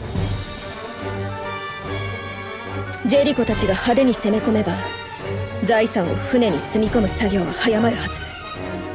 親父の怒りを買えば兵たちも終わりだ。船さえ取り返せれば労せずして親父が民から奪ったものもまとめて取り戻せる。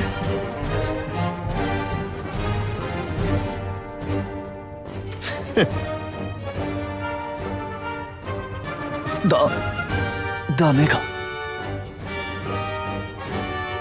前に弟分と一緒に敵に捕まっていた時同じような手で仲間が救出してくれたのを思い出しただけだ。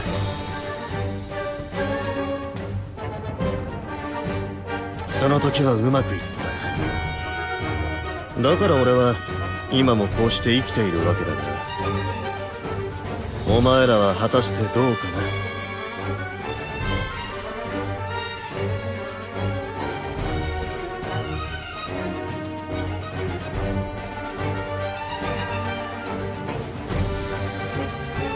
一度成功している作戦なら俺たちも自信が持てる。やってやるよ、必ず。そう願いてえな。なあオベロン。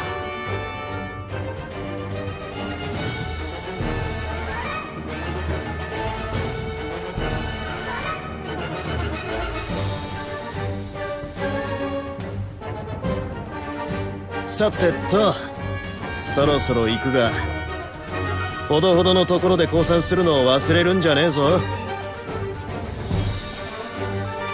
難しいこと言ってくれるぜ旦那は。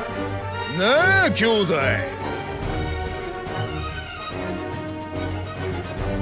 面倒な手間かけねえでよ。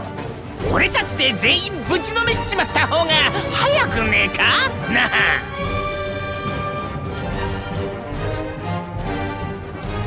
お前らだってあいつらの訓練に付き合ったんだろうが、成長を見届けてやれよ。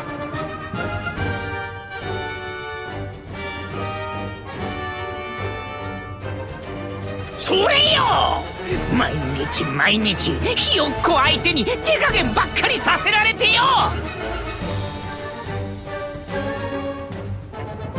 こっちも溜まっちまってんだ。後でちゃんと大暴れさせてくれよ。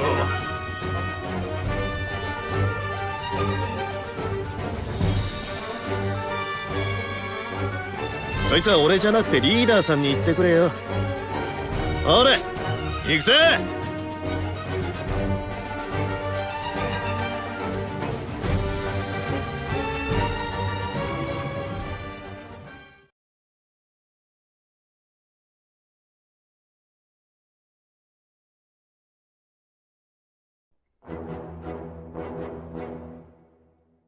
やべえ、囲まれちまった。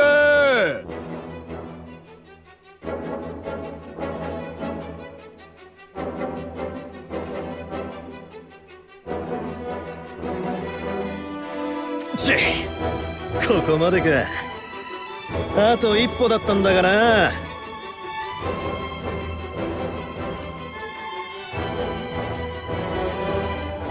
もう逃げられんぞ。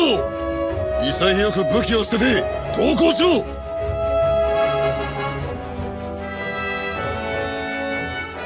クソがどうせてめえら俺たちが集めた財宝目当てだろうが、あれは俺たちのもんだなあ。バカ野郎、余計なこと言うんじゃね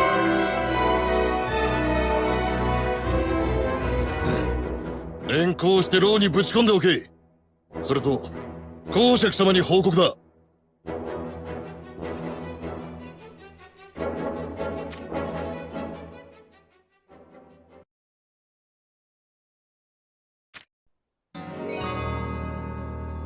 ジェイダン、迎えに来たわよ。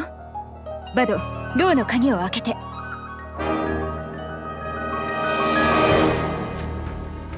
エラリア、ジェリコに伝えろ。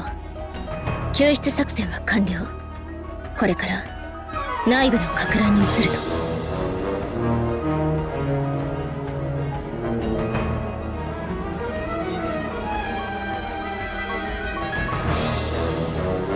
と。承知。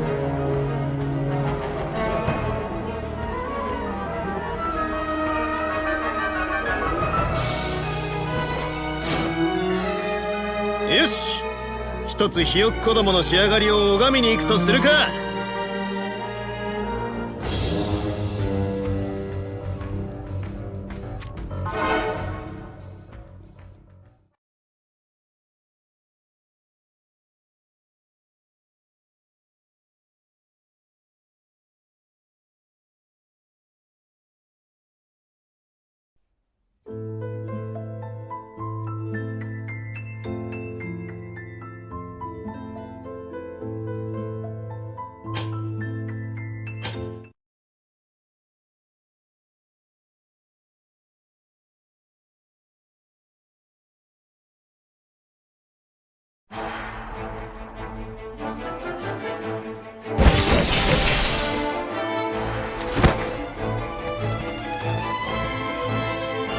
部隊が広く展開しすぎているぞ。一度進撃を止めて集団をまとめ直すんだ。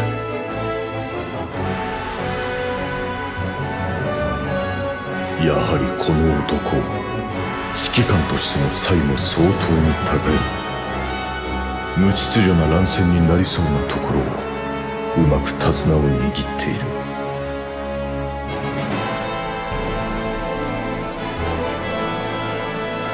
あとはジェーダン様たちとの呼吸がうまく合え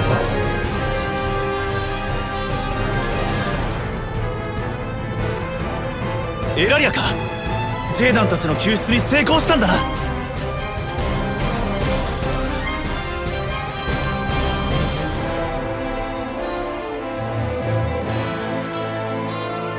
皇帝、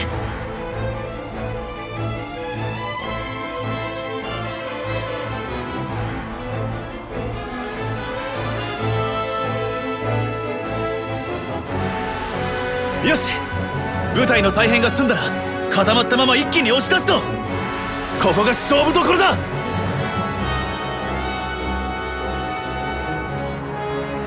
ジェーダン様たちの準備が整うまでもう少し間合いを取るべきだが、この勢いを殺すのは得策ではない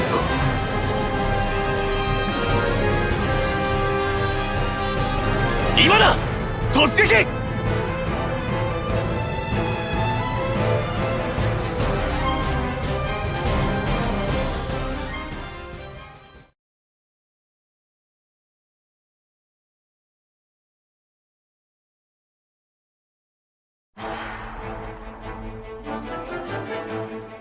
リーダー、奴ら総崩れだ。港への道がガラ空きになった。追撃の指示を。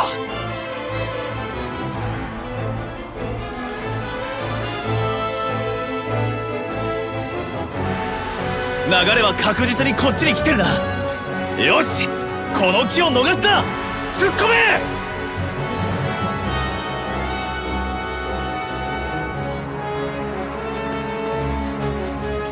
待て、まだ早い。ここで経験不足があだになったか、バカ者が。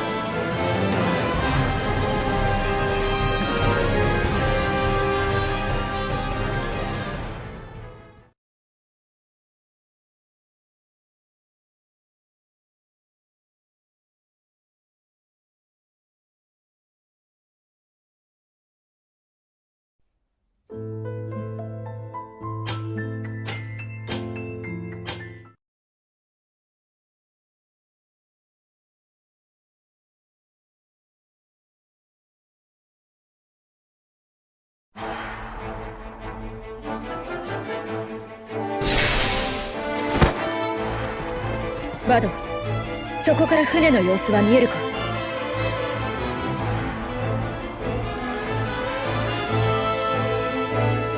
ちょっと待って、こんなこともあろうかと望遠鏡を持ってきて。あ、見えた。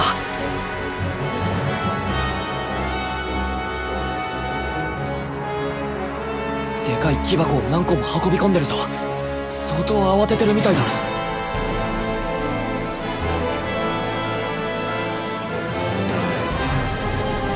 これも狙い通りだ。外からもだいぶ派手にやり合っている音が聞こえてくるし、いいぞ。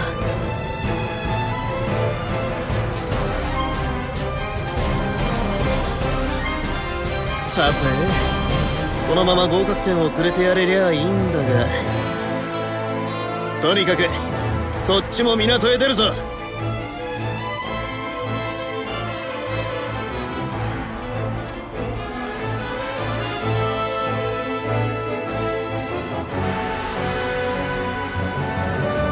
こっちも賑やかになってきてるじゃねえか。じゃあそろそろ俺らも。待て、もうこっちの兵がここまで入ってきていやがる。これじゃあこの辺りの敵を不意打ちして片付ける手が使えないじゃない。陽動で派手に勝って気が大きくなっちまったか。おい、まずはジェリコの姿を探せ。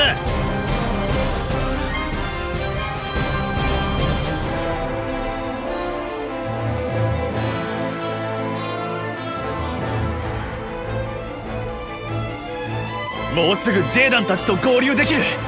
そうしたらこうして一気に。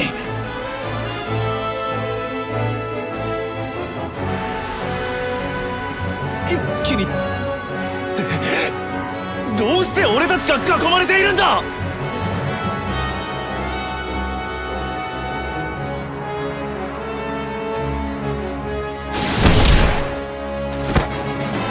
ぼさっと突っ立っている奴がいるか。ジェーダン様たちが内部をか乱しきる前に突入したお前のミスだ。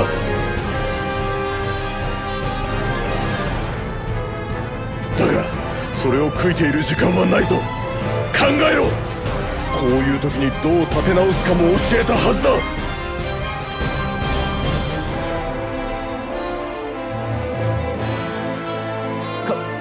考える。そうだ、ここで俺が焦ったらダメだ。冷静に。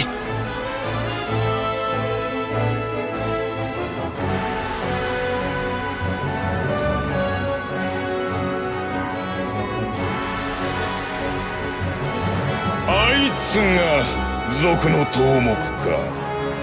奴さえ仕留めれば。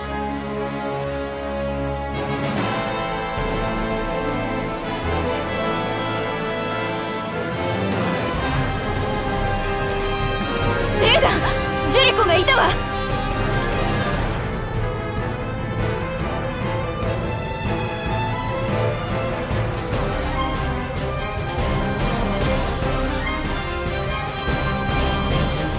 くそ、狙われてるのに気づいてね。ダメだ、ここからじゃ間に合わん。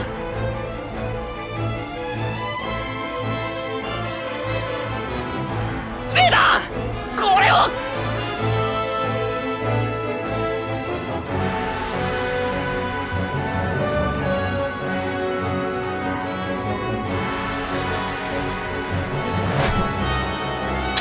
こいつは俺の銃。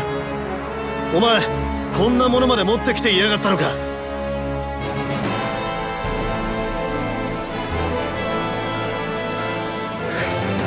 もしかしたら役に立つかもと思って。ほら、弾。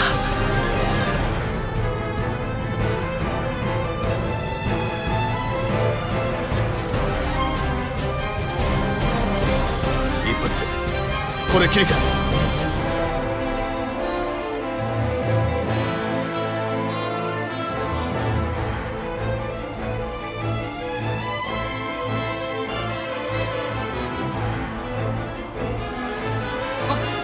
ごめん。まともに発射できそうな試作品はそれだけだ。もっと時間があればよかったんだけど。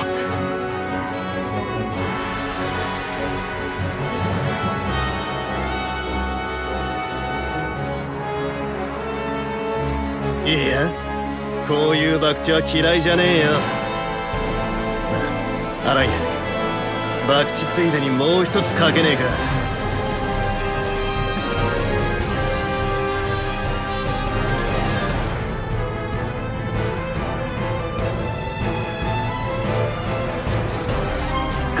賭け？何を言っているのよ、こんな時に。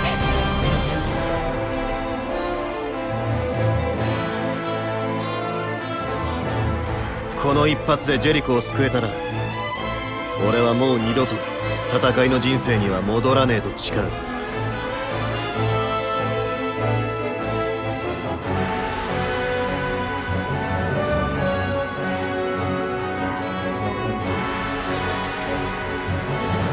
その時はお前もすっぱりと武器を捨ててくれよ。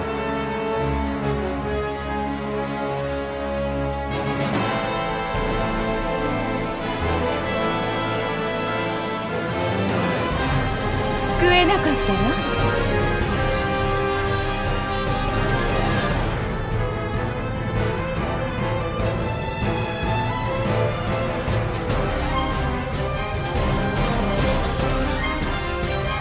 俺の波動が続くだけだな。責任取ってジェリコの代わりに俺の手でここに新しい国をぶっ立てる。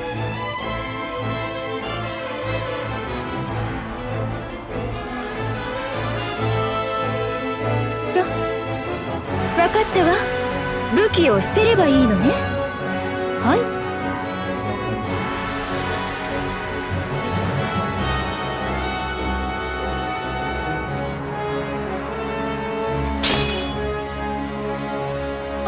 奥方。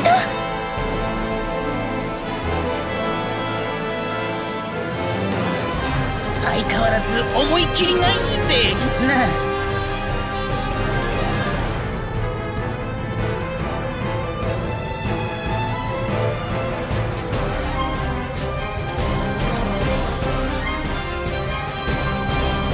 そもそも賭けになっていない気がするけど、まあいいわ。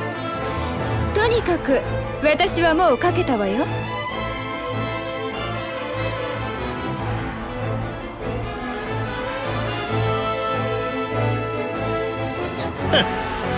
やっぱりお前は最高だぜ。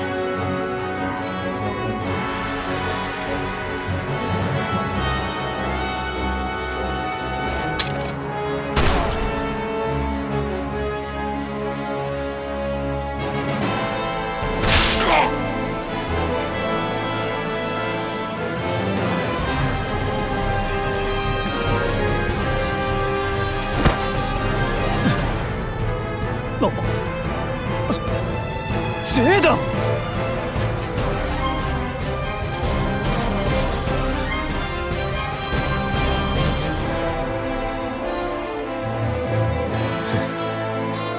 今まで世話になったな。アバよ。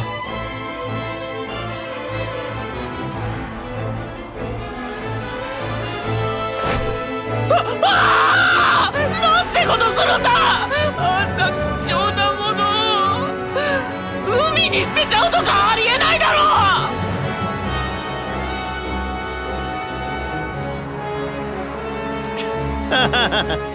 う。いいんだよこれで。あんなものよりもお前にはもっといいものを作ってもらいてんだ。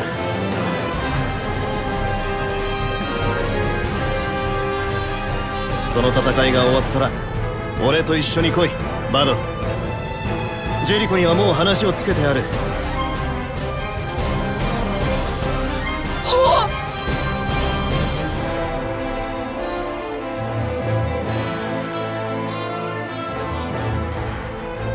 今のが俺の生涯最後の一発。そしてこいつは生涯最後の戦だ。景気よく勝つぞ。お前らついてこい。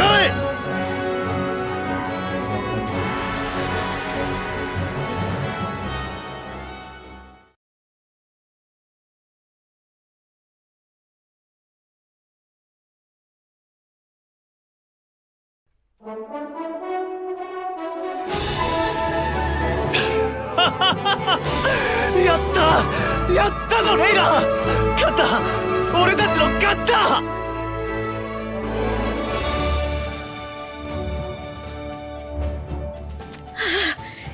ったなジェリコ！親父の怒り狂った顔が目に浮かぶ！ざまあみる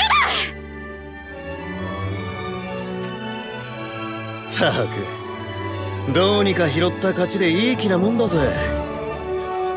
だがまあ勝ちは勝ちだ。そうですな。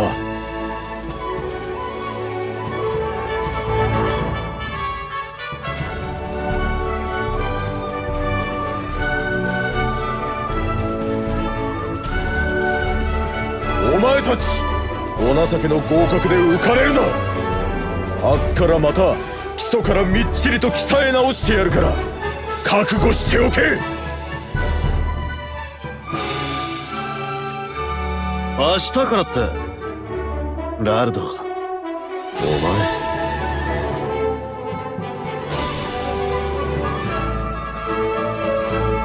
どうか何も言わずに。あんな中途半端な教練で放り出しては軍人として我慢ならないだけです。これでいいのです。私が自分で決めたことです。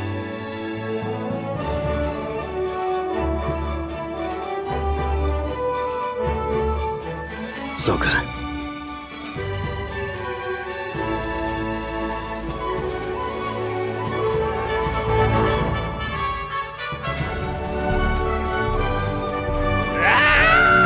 暴れた暴れた。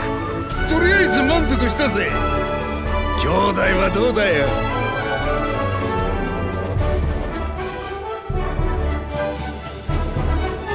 包丁も悪かねえけど、やっぱり俺らにはよ、こういうのが性に合ってるぜなあ。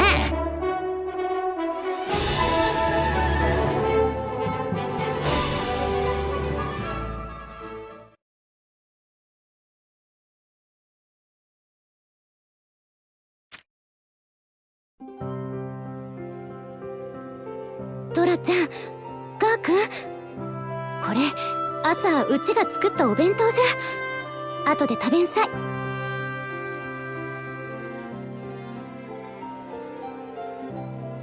おお。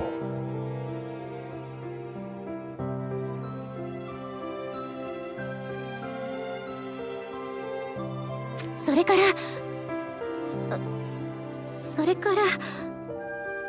包丁を持つときは必ず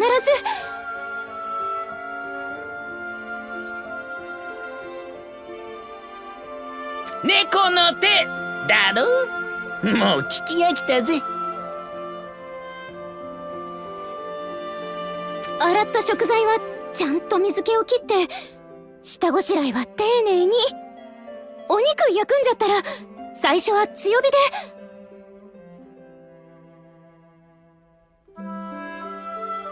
ああ、もううるせえな。早く行っちまえよ。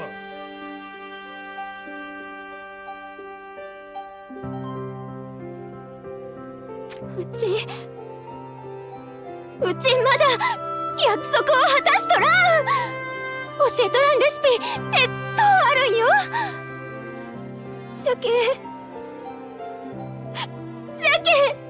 っぱりうち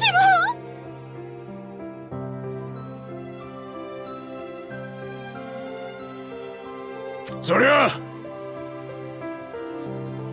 ダメだ。聞き分けてくれよ兄弟。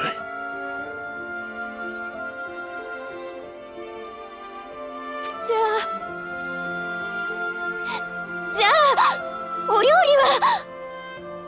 やめちゃいけんよ。それだけ約束しんちゃい。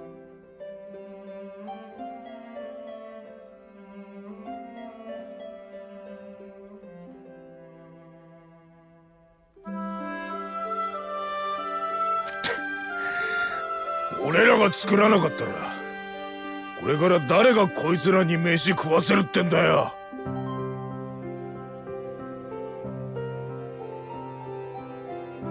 いつか貴族どもをぶっ倒したらここで食堂でも開くからよ。そん時は食いに来てくれよな。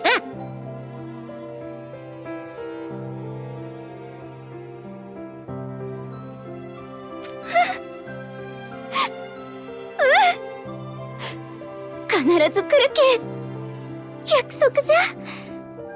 嘘つきおったらしばいちゃるけんね。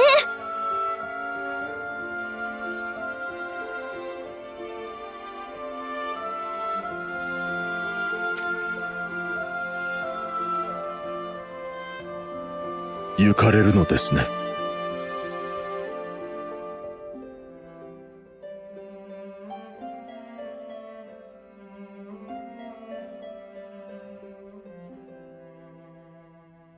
ああ、選別代わりに船はくれてやる。お前らが好きに使ってくれ。ありがとうございます。では。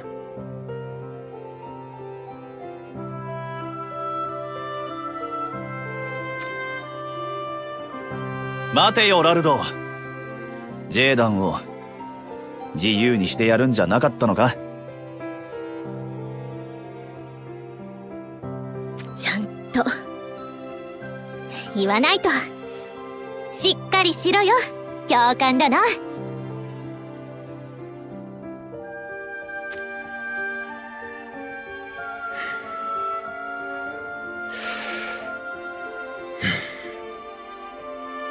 今まで楽しかったぞ。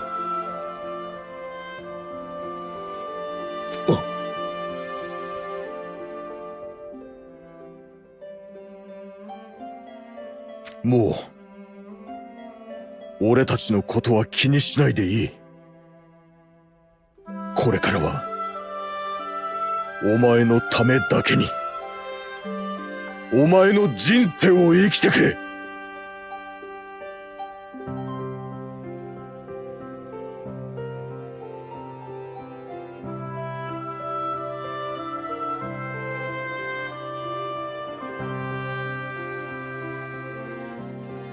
ジェーダン！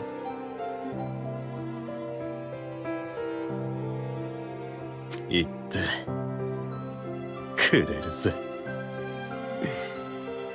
お前も達者でな、ラルド。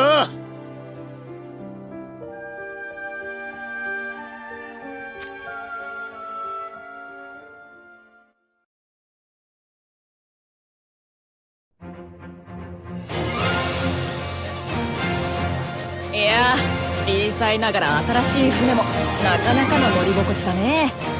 さすがだねバド君は。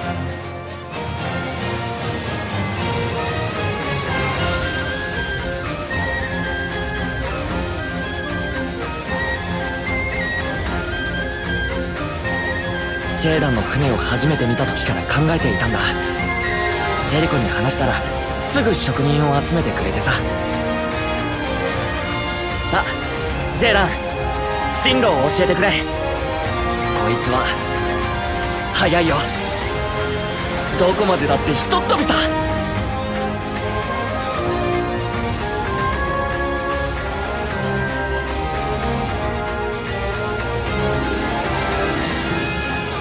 船のくせにひとっ飛びとは気が利いてやがるが、さてどっちへ行くかな。風の向くままでしょ。もうあなたを縛るものは何もないんだから。やっぱそれが俺らしいか。よーし、それじゃあ進路は。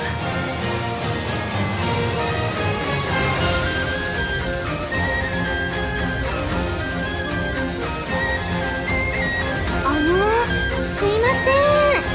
さっき釣れたイカさばいたんですけど、船の先っちょに干していいですか？お前な、ちっとは空気読めよ。ああ、もういいから好きなところに引っ掛けとけって。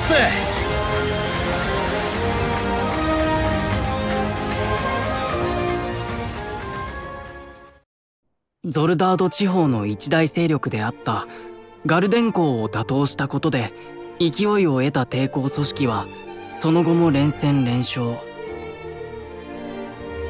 戦いは10年に及ぶも全ての貴族を倒し、リーダーであったジェリコは民衆の圧倒的な支持を得て新国家建設に乗り出す。その強さの秘訣は当時のゾルダードでは画期的だった軍の運用とランダル式の戦術にあったと見るべきだろう。一方で参謀役であったレイラという女性の名はその後のゾルダード史には一切登場しない。レイラは暗殺者ギルドのような闇の組織を作り上げ、影からジェリコの新国家建設を支援したのだと記す文献もあるが、組織の存在を裏付ける証拠はなく、近年では技術者バドが戯れに創作した架空の人物だとする説も唱えられている。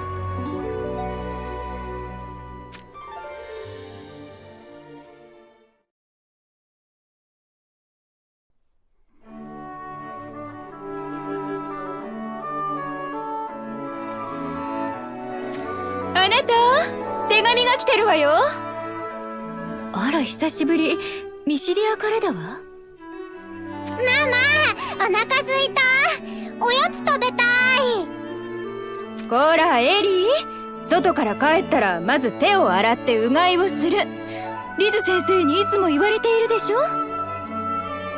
ママ王妃様だったんだから、お行儀が悪いのは許さないからね。またその話？ママが王妃様でパパが王様だったとか、絶対嘘だよ。相変わらず賑やかなこった。おいバド、今日はここまでにしようぜ。自動移動掘り機、かなりいいところまで来てると思うんだけど、簡単にはいかないもんだね、親方。明日の試運転次第だな。こないだ調達してきた素材が効いてくれるといいんだが。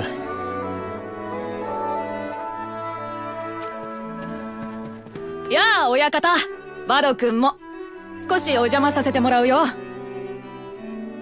お仕事中にすみません。先生ってば相変わらず言い出したら聞かなくて。おいおい、どうした二人して。えらい荷物じゃねえか。まるで今から旅にでも出るみてえな。その通りだよ。ちょっとこれからグランシェルト諸島まで行ってくるつもりなんだ。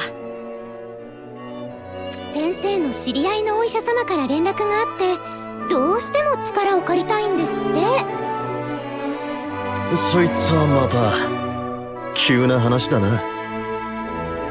リズ先生の力をってことは難しい患者がいるのかい？うん、患者は女性、少女のようなんだが、まず全ての記憶を失っているとか。今分かっているのはそれだけなんだ。他はどうにも不可解なことばかりで、知り合いも手紙では説明しにくいようでね。直接確かめるしかないと思ったわけさ。ということで、私もおもり、いえ、助手をしてきます。久しぶりに。長旅になりそうだな。いつ戻るかはま、わかんねえか。君たちが考えている世界のどこにでも行ける夢の乗り物だっけ？それが完成していればよかったんだけどね。悪いな。そいつはまだ本当に単なる夢物語の域を出なくてよ。代わりと言っちゃなんだが。おいバド。わかった。ちょっと待ってて。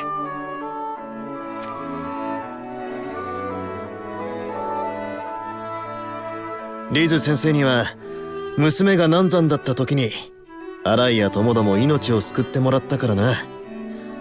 少しでも恩を返させてくれよ。これは手術用の小刀かい？こっちのやつは何かな？長い管の先に何かついているね。前に体の中の音がもっとよく聞きたいと言っていただろう。そういう道具を作ってみた。その二股に分かれている管の先を耳に入れてから、反対側の丸いところを患者の体に当てると音が聞こえるって寸法だ。ここを押すと筒から火が出てきますよ。火打ち石がいらないじゃないですか。火の魔力を放出する触媒を使っている。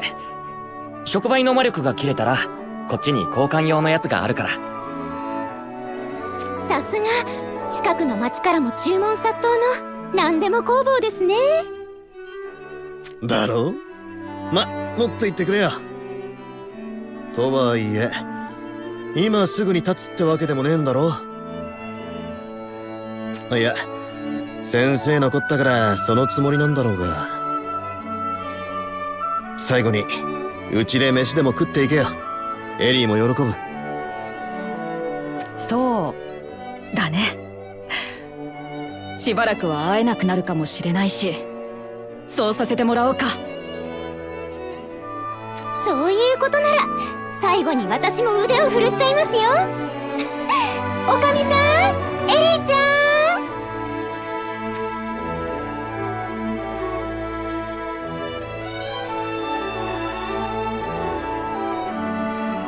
ジェーダンたちが夢見た乗り物がどういうものであったのかはバドが残した手記の中にも詳細は書かれていない。しかしジェーダンが長い航海で得た知見を生かし人々の往来を促す安全な航路を開拓したこと、また様々な技術の発展に尽力する一生を送ったのは確かな事実である。ジェーダンだけではなく遥かな海を越えてやってきた多くの人々の献身と努力とが今日我々が生きる世界の礎を築いてきたことをより多くの人々が知るべきであろうと私は考えるのである。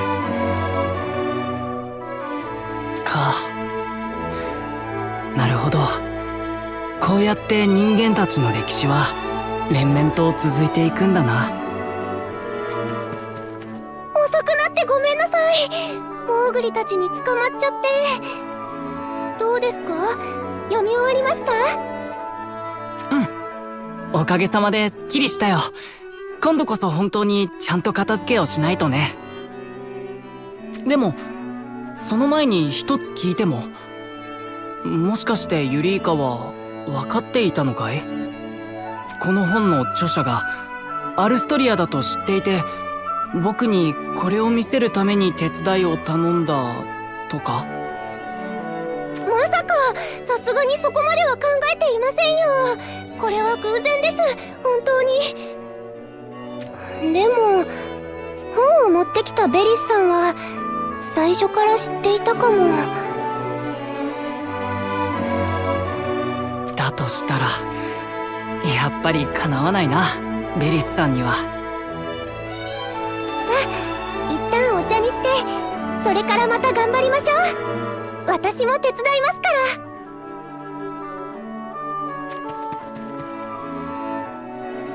時は止まることなく流れ続け、世界はこれからも変わっていくだろう。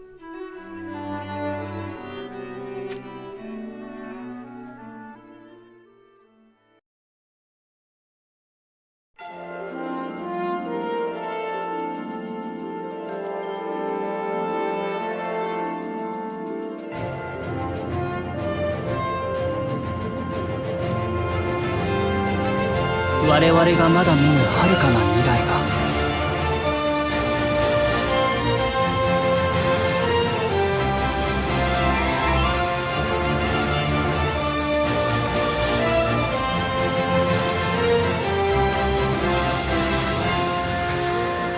先人たちが永遠と築いてきたこの偉大なる歴史を糧とした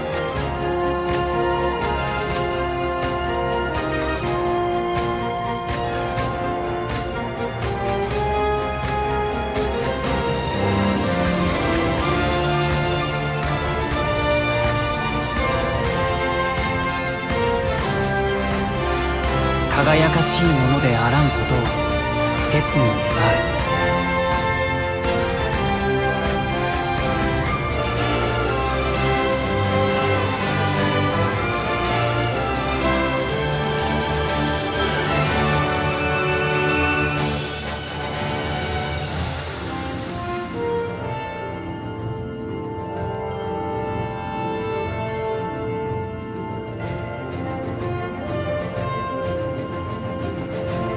ファルム王立大学教授総長アルストリア。